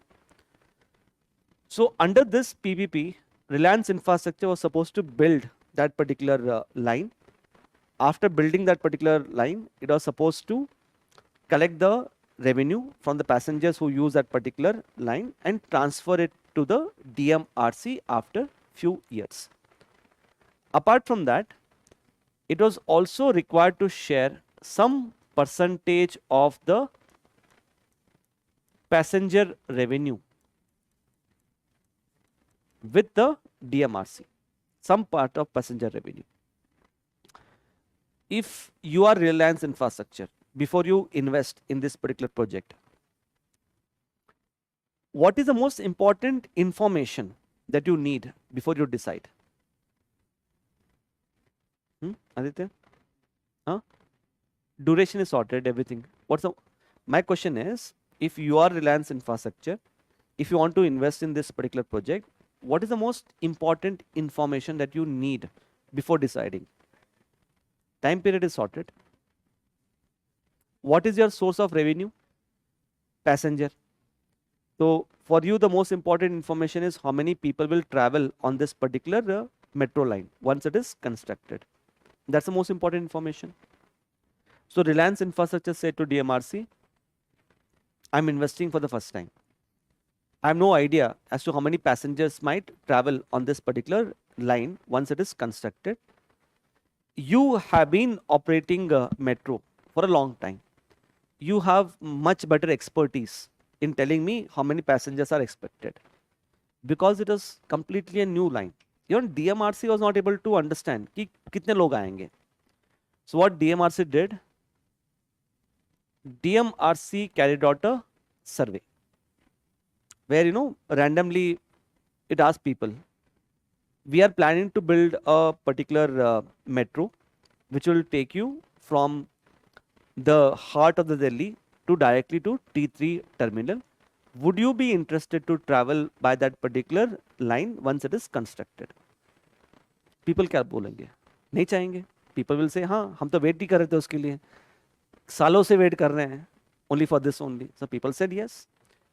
DMRC got a overwhelmingly very good response from the people. Said people were willing to travel on this particular line. It got some number. Some number it got. That number was communicated to Reliance Infrastructure, owned by Mr. Anil Ambani. By looking at the number, his eyes lit up. He was extremely happy looking at the number because the number was very huge. He said it's a very good investment. He put all his money. He borrowed heavily. He put his own money also. And then he invested in this particular line. The project got inaugurated with a lot of fanfare, celebration, enthusiasm. People in Delhi were extremely happy to begin with. People thought we can directly take a metro from Jawaharlal Nehru Stadium directly to T3 terminal. Very good. It will reduce the commute. It will reduce the traffic congestion. It will save them on the cab fares. People very, very happy. Initially, the traffic was high. But dekhte, traffic was too less. What is the source of revenue for Reliance Infrastructure? The passenger. It was not able to earn revenue. So what Reliance Infrastructure did? It started getting nervous suddenly because उसने बहुत सारा पैसा invest किया था by borrowing money. So it is already very nervous because it was not seeing that kind of footfall, that kind of passenger. It is already nervous. On top of that, DMRC started pestering Reliance Infrastructure. Pestering for what? As per the agreement, Reliance Infrastructure was supposed to pay percentage of passenger revenue. So DMRC said, मेरा पैसा कहाँ है? Reliance Infrastructure said, मेरा खुद का पैसा नहीं आ रहा है. I've invested so much money. I'm not able to recover my own money. How will I pay your percentage of revenue?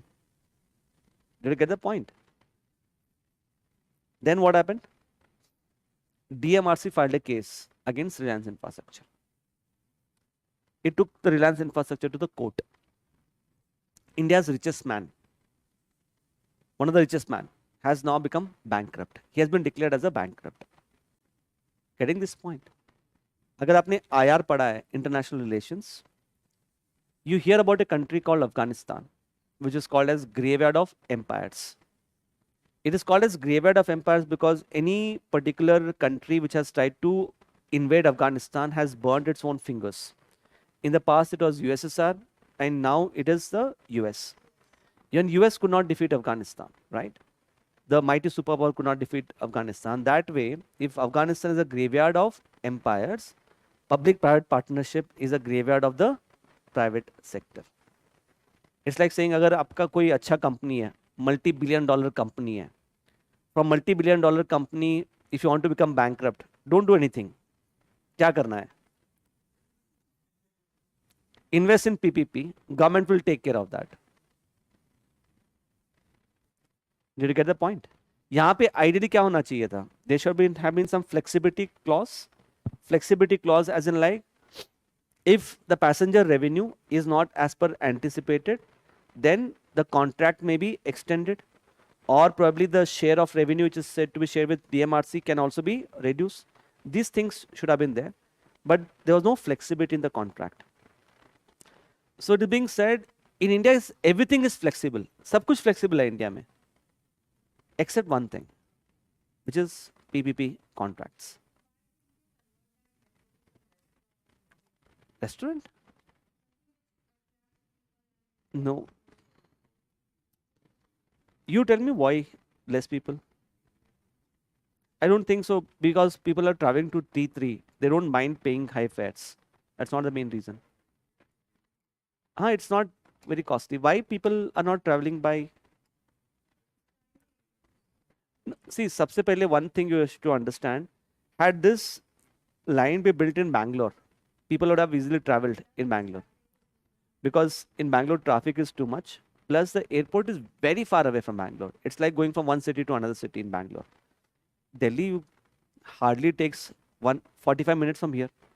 From Karol Bagh, it takes me almost 45 minutes to 1 hour. In fact, in the evening time also, if you want to go to airport in the peak hour traffic also, it takes me 1 hour, not more than 1 hour.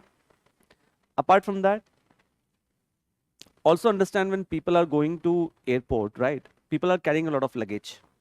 And people are carrying a lot of luggage. They find it very cumbersome to board a metro with that particular luggage. They think like this: if I can afford a flight which costs somewhere around 7,000 to 8,000, I can book a cab which might take me to the airport in 700 to 800. But per capita income in Delhi is already very high. Because the per capita income in Delhi is already very high, people don't mind paying for the cabs. Plus, it's quite close.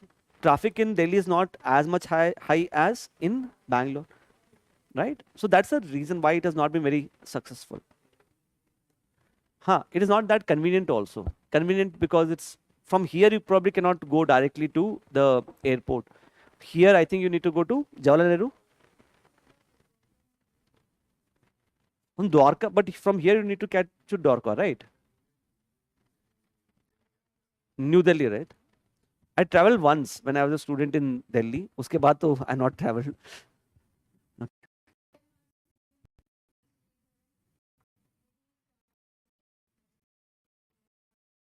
He started, he was part of it in the initial time. यहाँ तक clear है? So just write this: lack of flexibility in the contract. Example: Delhi Airport Express. Delhi Airport Express. And the last one, Delhi Airport Express. And the last one is absence of independent regulator. Absence of independent regulator. Absence of independent regulator in roads and railways. In roads and railways. Okay, what is this absence of independent regulator means? I'll just explain to you what is this absence of independent regulator through some examples. Look at banking. In the banking sector, you have both public sector banks as well as the private banks, right? Why more private sector has come into the field of banking is because the private sector is confident that there is a independent regulator in the form of RBI, and this independent regulator like RBI would treat public sector banks as well as private banks equally. It will not give preference to public sector banks as compared to the private banks. So that kind of independent regulator if you could have, right, then it is better. In roads and railways, we don't have a independent regulator. Example being, think here, if you are given a chance to operate private train in India, someone will make rules and regulations as to how you should operate a private train. Who is that someone? Ministry of Railways. They will make a rules and regulations ki how you should operate the trains. But as a entity which is operating private trains, you're also competing with someone. You're competing with whom? Government only. So government is the one which is making rules also, and government is also competing with you. So what it can happen is government can make rules which might favor its own trains over and above the private trains. Example of that would be, let's say Delhi Mumbai train, evening 6 p.m. slot is a peak hour slot. So government can say, evening 6 p.m. I will operate my train. Night 12 a.m. you operate your train. Is it fair to private sector? रात में 12 बजे कौन आएगा फिर, right? So it's like private sector has that kind of belief कि I will not be treated on par with the government train. So government itself is doing everything. Getting that point? Okay. So that is why it is being said that there is a need for independent regulator. You have written the challenges of PPP, right? वहाँ bracket में Kelkar committee लिखा है क्या? Just remember the name of the committee. There are two committees which I have given you example. One of bond market ka HR Khan, and for PPP I have given you about Kelkar committee. If you flip the page on the strategies, sorry, not the flip the page, just on the right hand side, strategies. Strategies are simply the opposite of your challenges. Like you have to increase the tax to GDP ratio, we have to improve the quality of expenditure, right? Or we have to improve the finances of the states, deepen the bond market, reduce the NPAs of the banks, more prior consultation, cancel the aggressive bidding, training and capacity building, lack of flexibility in the contracts, equitable sharing of risk, set up independent regulator. All these things can be the strategies only. Clear as सबको, everyone? Okay. So we'll take a 5 minutes break, not very long, 5 minutes break. Once we come back, we'll continue with the rest, right? I have a class actually at 1:30, so I could not extend this class. I was hoping to extend it for by 1 hour, but I have another class at 1:30, so we'll have to probably wind up by 1:10 के आसपास, ठीक है?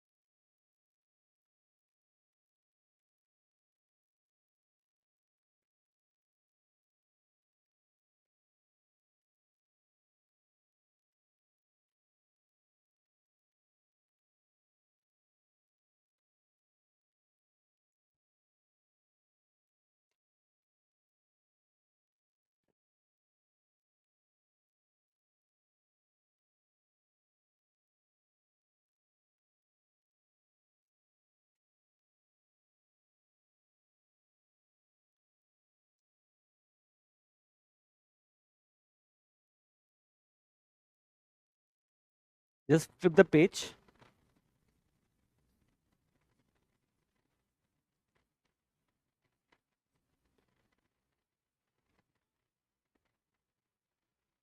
On the next page, you have this question, practice question.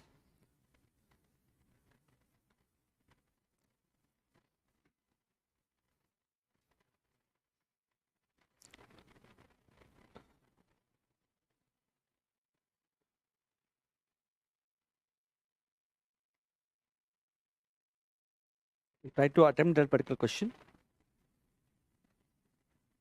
Adequate financing is critical to realize the vision of $7 trillion economy. However, it faces multifarious challenges.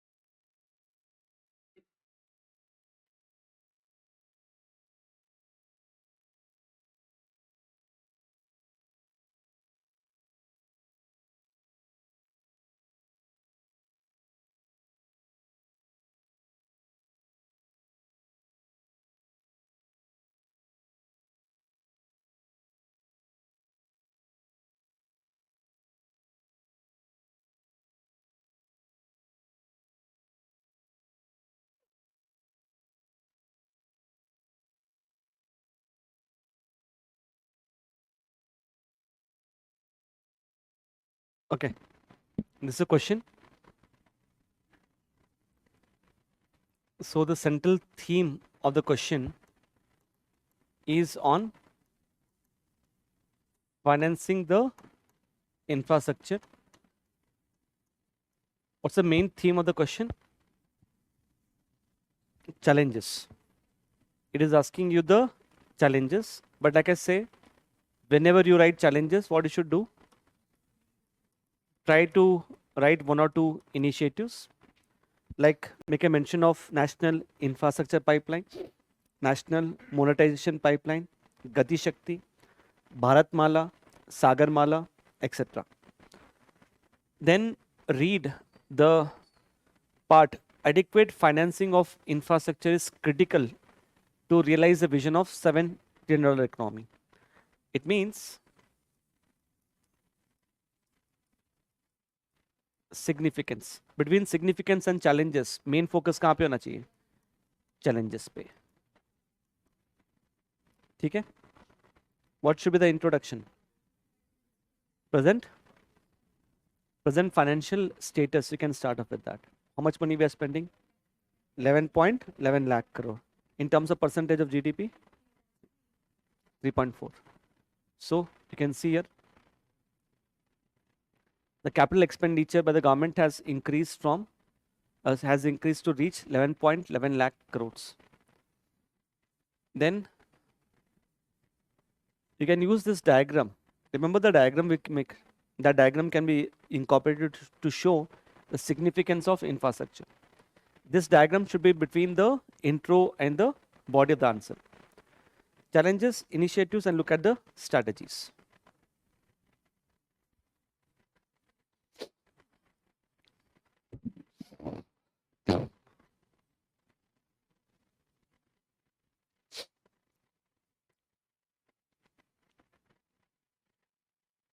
Okay.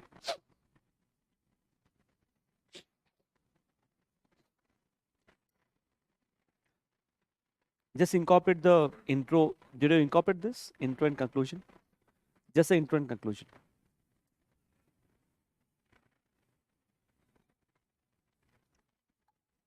Write just present status instead of writing entire present status because it's same as present status. Then diagram, challenges, recent initiatives and strategies.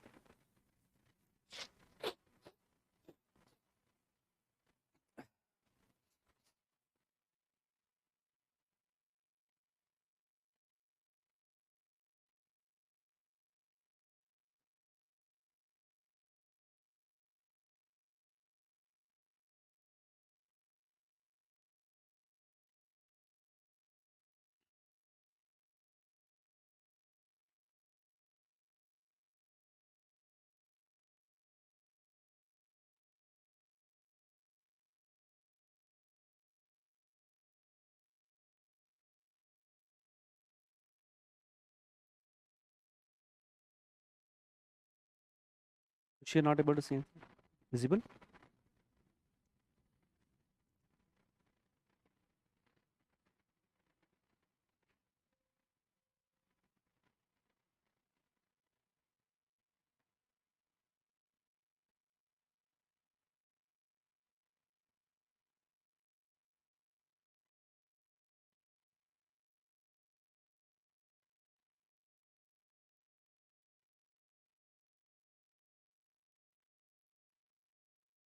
Okay, fine. Read the next part. The next part is about NIP. You can read that particular line. What is National Infrastructure Pipeline? Please pay attention. I'll everything is there. I'll just explain it. See, under National Infrastructure Pipeline, the government is going to spend 111 lakh crore per year. How much money we are spending? 11.11. But under NIP, we are going to spend 111 lakh crore by 2025. So by 2025 means almost the year is going to end. That was the basic idea, that we'll spend 111 lakh crore to create world-class infrastructure, which comprises of roads, railways, ports, airports, and everything. But why are we calling it as pipeline? Pipeline क्यों बोल रहे हैं हम इसे? It is not that we are going to construct pipelines across India. But why are we calling it as pipeline? National Infrastructure Pipeline. Yeah, it is going to create a kind of chain structure that will provide connectivity from roads to rails, rails to ports. So that kind of connectivity is going to provide. That is one. Second is we are going to execute a series of infrastructure projects one by one. You know, something which that you have planned, and if you are going to do something in future, you know, generally we use this word that things are in pipeline. Things are in pipeline basically means that things are planned out for, and we will be doing that things in the days to come. So we have planned a series of projects which we are going to execute one by one, and under that we are going to spend 111 lakh crores by 2025. Almost the year is going to end, which I don't think is we are going to achieve that, right? Who is going to spend money? You can see the handout. Central government, state government, as well as the private sector. All of three are going to spend money. But out of these three, who is going to spend the highest? Which becomes important for your prelims examination. Now, people might think it is the central government which might spend more money. It is not the central government. It is rather the state government who are going to spend the most. Right? If you know this much, that is more than sufficient. I think there's a platform, India Invest Grid platform. That particular platform only gives us a information about which all projects are being planned under the National Infrastructure Pipeline. Basically, it's a portal. If you visit that portal, you'll get to know that these are the projects which are right now executed under National Infrastructure Pipeline. That's it. Which slide?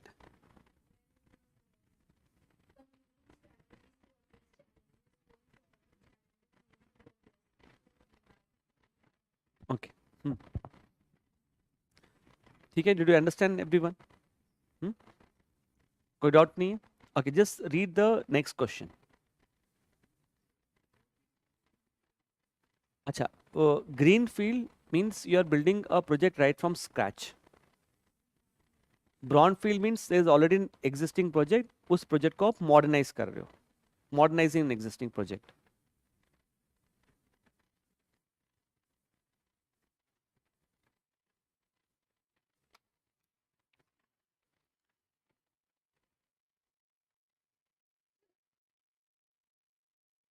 Okay. So, done? हाँ.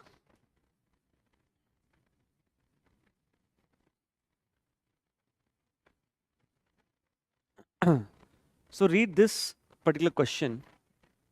Though the NIP lays on a strong vision for its success, what's the central theme of the question? National infrastructure pipeline. If you look at the body of the answer, it is focusing on the constraints. And whenever you write challenges, what you have to do is you have to also write initiatives. Though NIP lays on a strong vision for infrastructure development, यहाँ पे क्या लिखना है? Significance. So this part should be there in the body of the answer. So accordingly, what should be there in your introduction is some details about NIP. Just two statements on NIP. What can be that statement?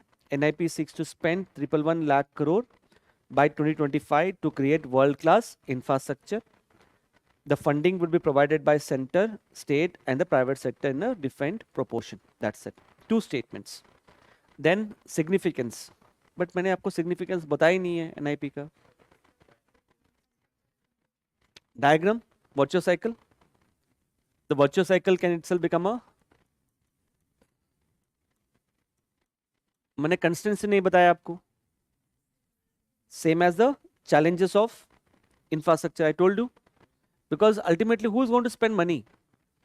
Government, private, and the central, state, and private. Initiatives for NIP क्या हो सकता है? Initiatives to address above constraints. Initiatives to address above constraint. So last answer में whatever initiatives are written, the same initiatives can be written here, except which initiative? NIP. Except NIP, other initiatives can be mentioned ना.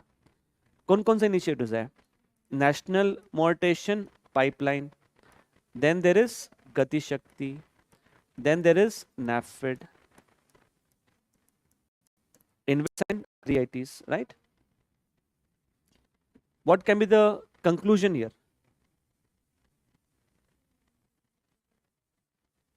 No, you are writing the constraints यहाँ पे in the body. The conclusion should be the strategies, which could be same as the previous answer.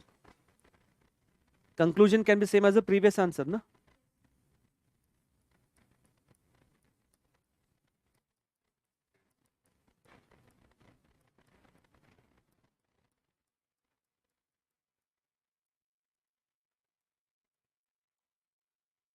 Getting it, everyone?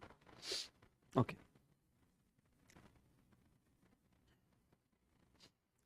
Let's move to the next one.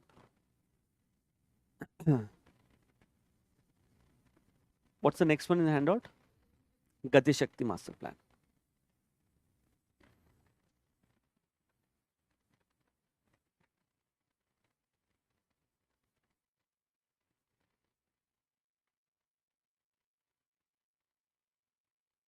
Okay. What is this Gati Shakti Master Plan? Let me just explain to you. See, right now, if you want to build infrastructure, for building infrastructure, there are multiple ministries and departments involved.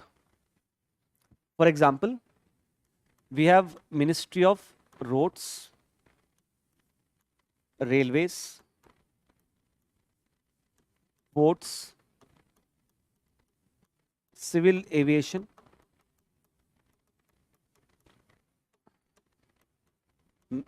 Ministry of Commerce and Industry,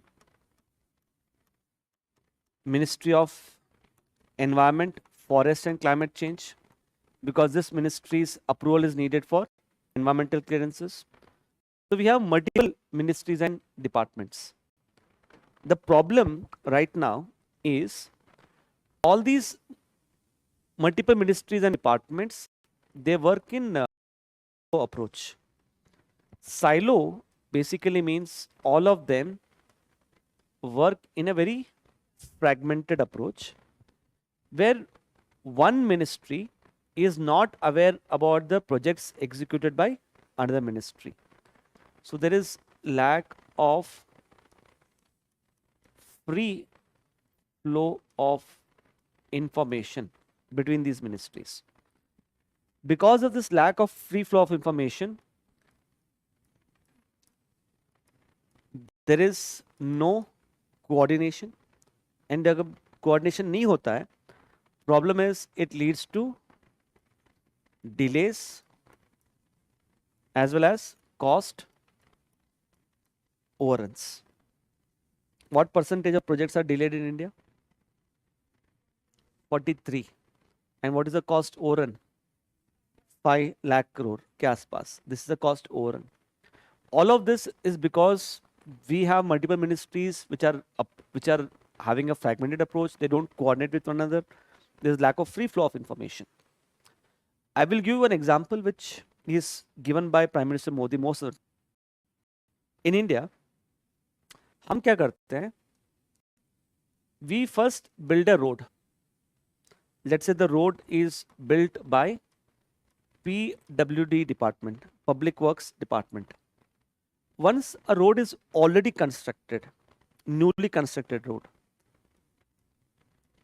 the water supply department realizes much later कि road तो बन गया है, क्या नहीं बना अभी? Underground pipes. So they'll realize much later. So what we do then, once a road is already constructed, that particular newly constructed road is dug out, and then the water pipelines are laid down, and once the road is reconstructed once again. That is why in India, anytime if you see, the construction keeps going all the time. Getting it? Best example you must have seen in ORN. Now we are laying down this underground drainage. पहले road बन रहा था तो उसी time पे underground drainage डाल सकते थे ना? Don't you think it's a duplication? And it causes so much of inconvenience to the commuters, right? Especially if you look at the ORN road, it is so crowded all the time because anytime some other work is always going on there. This shows that there's a delay as well as cost overrun in the projects. Ideally, what should happen is PWD department and water supply department, they should be in constant touch with each other. There should be a free of flow of information where PWD department should communicate to the water supply department that we are going to construct a road. You first lay down the pipeline, then only we'll construct the road. That kind of free flow of information does not take place. So basically to address these problems of coordination, problems of lack of free flow of information between the ministries and departments, we have launched the Gati Shakti Master Plan. So Prime Minister Modi, while launching this program, he has used a very beautiful line. Gati Shakti will provide for Gati, speed, Shakti, which is strength, to the creation of infrastructure projects. I think it is mentioned in the handout as well. Just read that particular line. It seeks to provide Gati and Shakti to the infrastructure projects. So understand, NIP जो है ना, NIP is about spending money, financing infrastructure, arranging money. Gati Shakti is not about spending money. Gati Shakti is more about achieving coordination. Gati Shakti is more about governance, improving the governance. This is more important. We are not going to spend money, we are going to improve the coordination. Is that part clear to everyone? Okay, right? Salient features. Salient features number 1. bring together multiple ministries and departments, bring together multiple ministries and departments for integrated planning, design and execution, for integrated planning, design and execution. Second,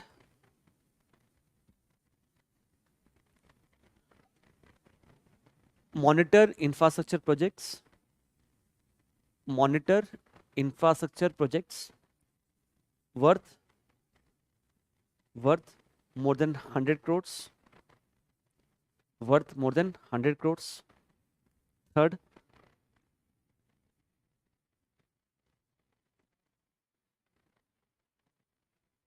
monitor monitor schemes such as third one, monitor schemes such as Bharatmala, Bharatmala,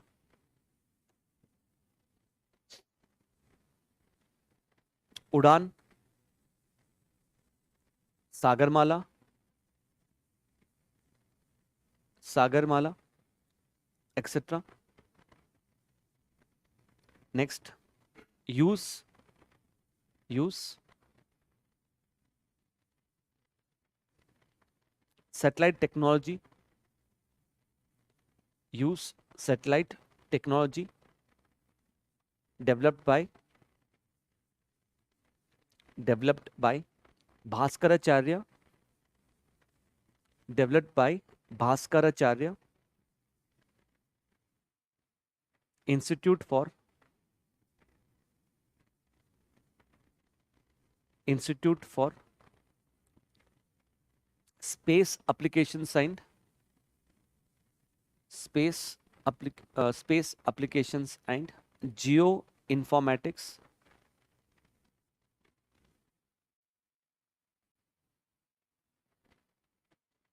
for the monitoring of the projects. For monitoring of the projects. So we are going to use a satellite technology for monitoring the projects, and the institute which has developed this is Bhaskaracharya Institute of Space Applications and Geoinformatics. Next, empowered committee, empowered committee, empowered committee of secretaries,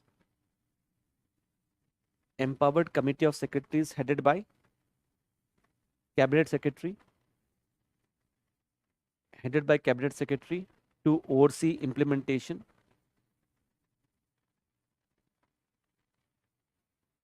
And the last one, nodal agency. Any idea what is nodal agency? Who is that nodal agency for Gati Shakti? No. DPIIT. DPIIT. Department for Promotion of Industry and Internal Trade. Department for Promotion of Industry and Internal Trade. DPIIT. It comes under the Ministry of Commerce. Ministry of Commerce. Okay. Department for Promotion of Industry and Internal Trade. Internal Trade. Fine. Let's see the pillars of Gati Shakti. Number one, comprehensiveness. Put I friend right. Brings together multiple ministries and departments. Brings together multiple ministries and departments to provide for seamless flow of information. To provide for seamless flow of information.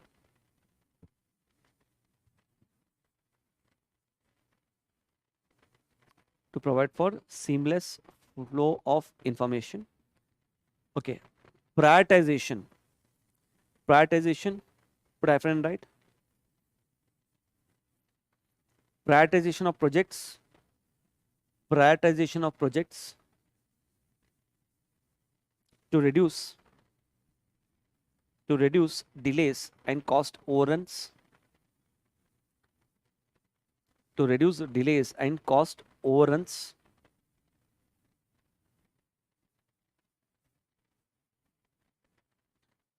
Okay, optimization, right?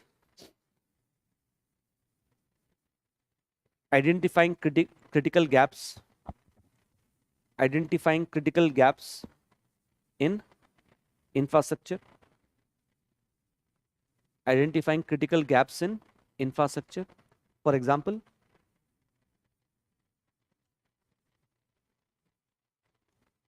construction of fertilizer plant, construction of fertilizer plant requires availability of natural gas pipeline. Construction of fertilizer plant requires availability of natural gas pipeline. So if you want to construct a fertilizer plant, what's the most important thing that you need? Natural gas. And natural gas should be reaching that particular fertilizer plant through a pipeline. So we'll try to identify that there's a gap. Gap is pipeline is not there. So we must first build the pipeline and then start to construct the fertilizer plant. Synchronization, synchronization, single platform for sharing of information, single platform for sharing of information between multiple departments, between multiple departments. Next, analytical, single window clearance, single window clearance for all the approvals, single window clearance for all the approvals. It means all the land acquisition, environmental clearances you can get from only one particular window, one particular agency. Dynamic, closely linked projects, closely linked projects, closely linked projects to be executed, closely linked projects to be executed simultaneously. Closely linked projects to be executed simultaneously. Okay. Within this dynamic, I'll give you an example, right? Example, utility corridors. Utility corridors. Corridors. CORRIDORS.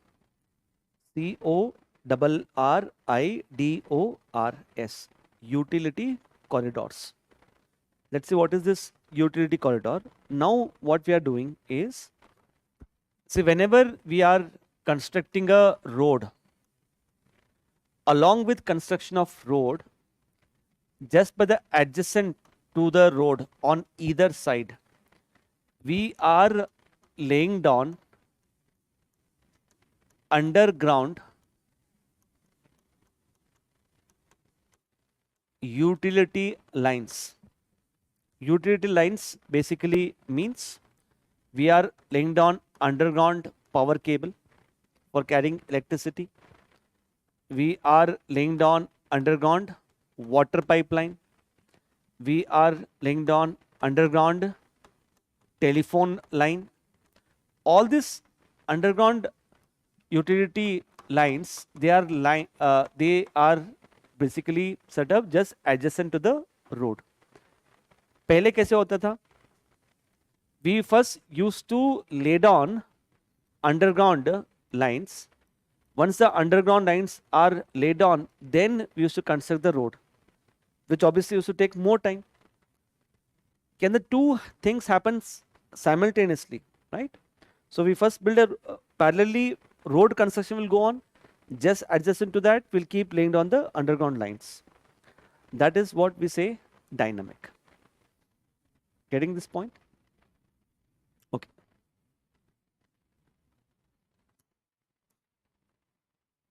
Read this question. Discuss the salient features of Gati Shakti master plan. How does the plan address the present constraints in infrastructure? Okay, let's see what is the central theme of the question. Gati Shakti. Body of the answer.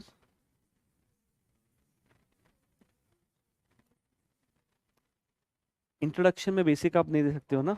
Introduction has to be just 2 lines. Can you discuss all the basic things? हाँ, but only 1 line you can write in the introduction ना. So body of the answer में one you have to clearly specify salient features, and then how does a plan address the present constraints? It means it is asking you what are the benefits. But how Gati Shakti is addressing the problem, उसको link करने के लिए, good Bharat, उसको link करने के लिए यहां पे क्या लिखना है आपको? चैलेंजेस. बट ये challenges it should be in a hub and spoke. What all challenges can you write? One, we have multiple departments, multiple ministries and departments, silo approach, fragmented approach, lack of free flow of information, lack of coordination, right? And delays. And what percentage of projects are delayed? 43. Okay. But I have not told you benefits only. What will you write benefit? मैंने तो बस आपको 7 features समझाया है. Infrastructure का नहीं आ सकता है यहाँ पे. गति शक्ति, how Gati Shakti is going to solve the problem, यानी use this pillars, use these pillars to say ki how Gati Shakti is going to solve our problems,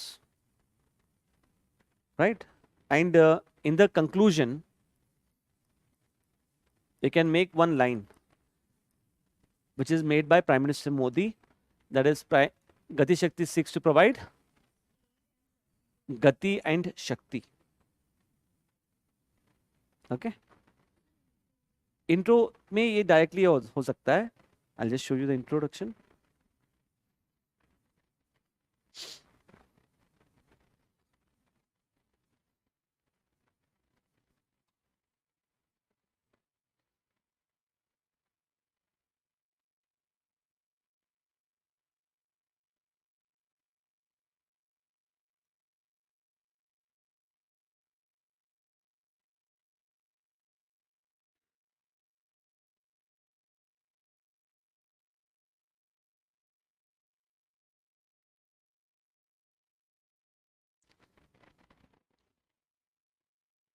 Basically that one line, and then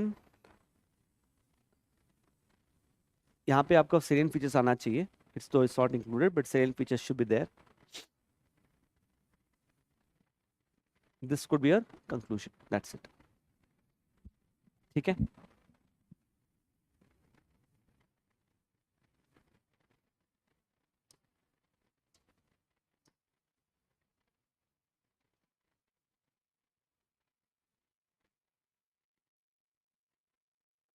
Okay. It's 1 p.m. Class at 1:30. We'll stop here. In the next class, okay, here for the next class, you have any subject which is starting for your batch?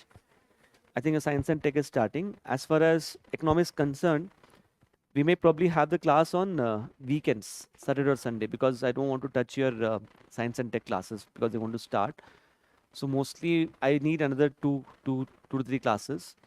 So we'll have that in the weekend, Saturday or Sunday. Hope it's okay if you want. When? Huh. So only one class.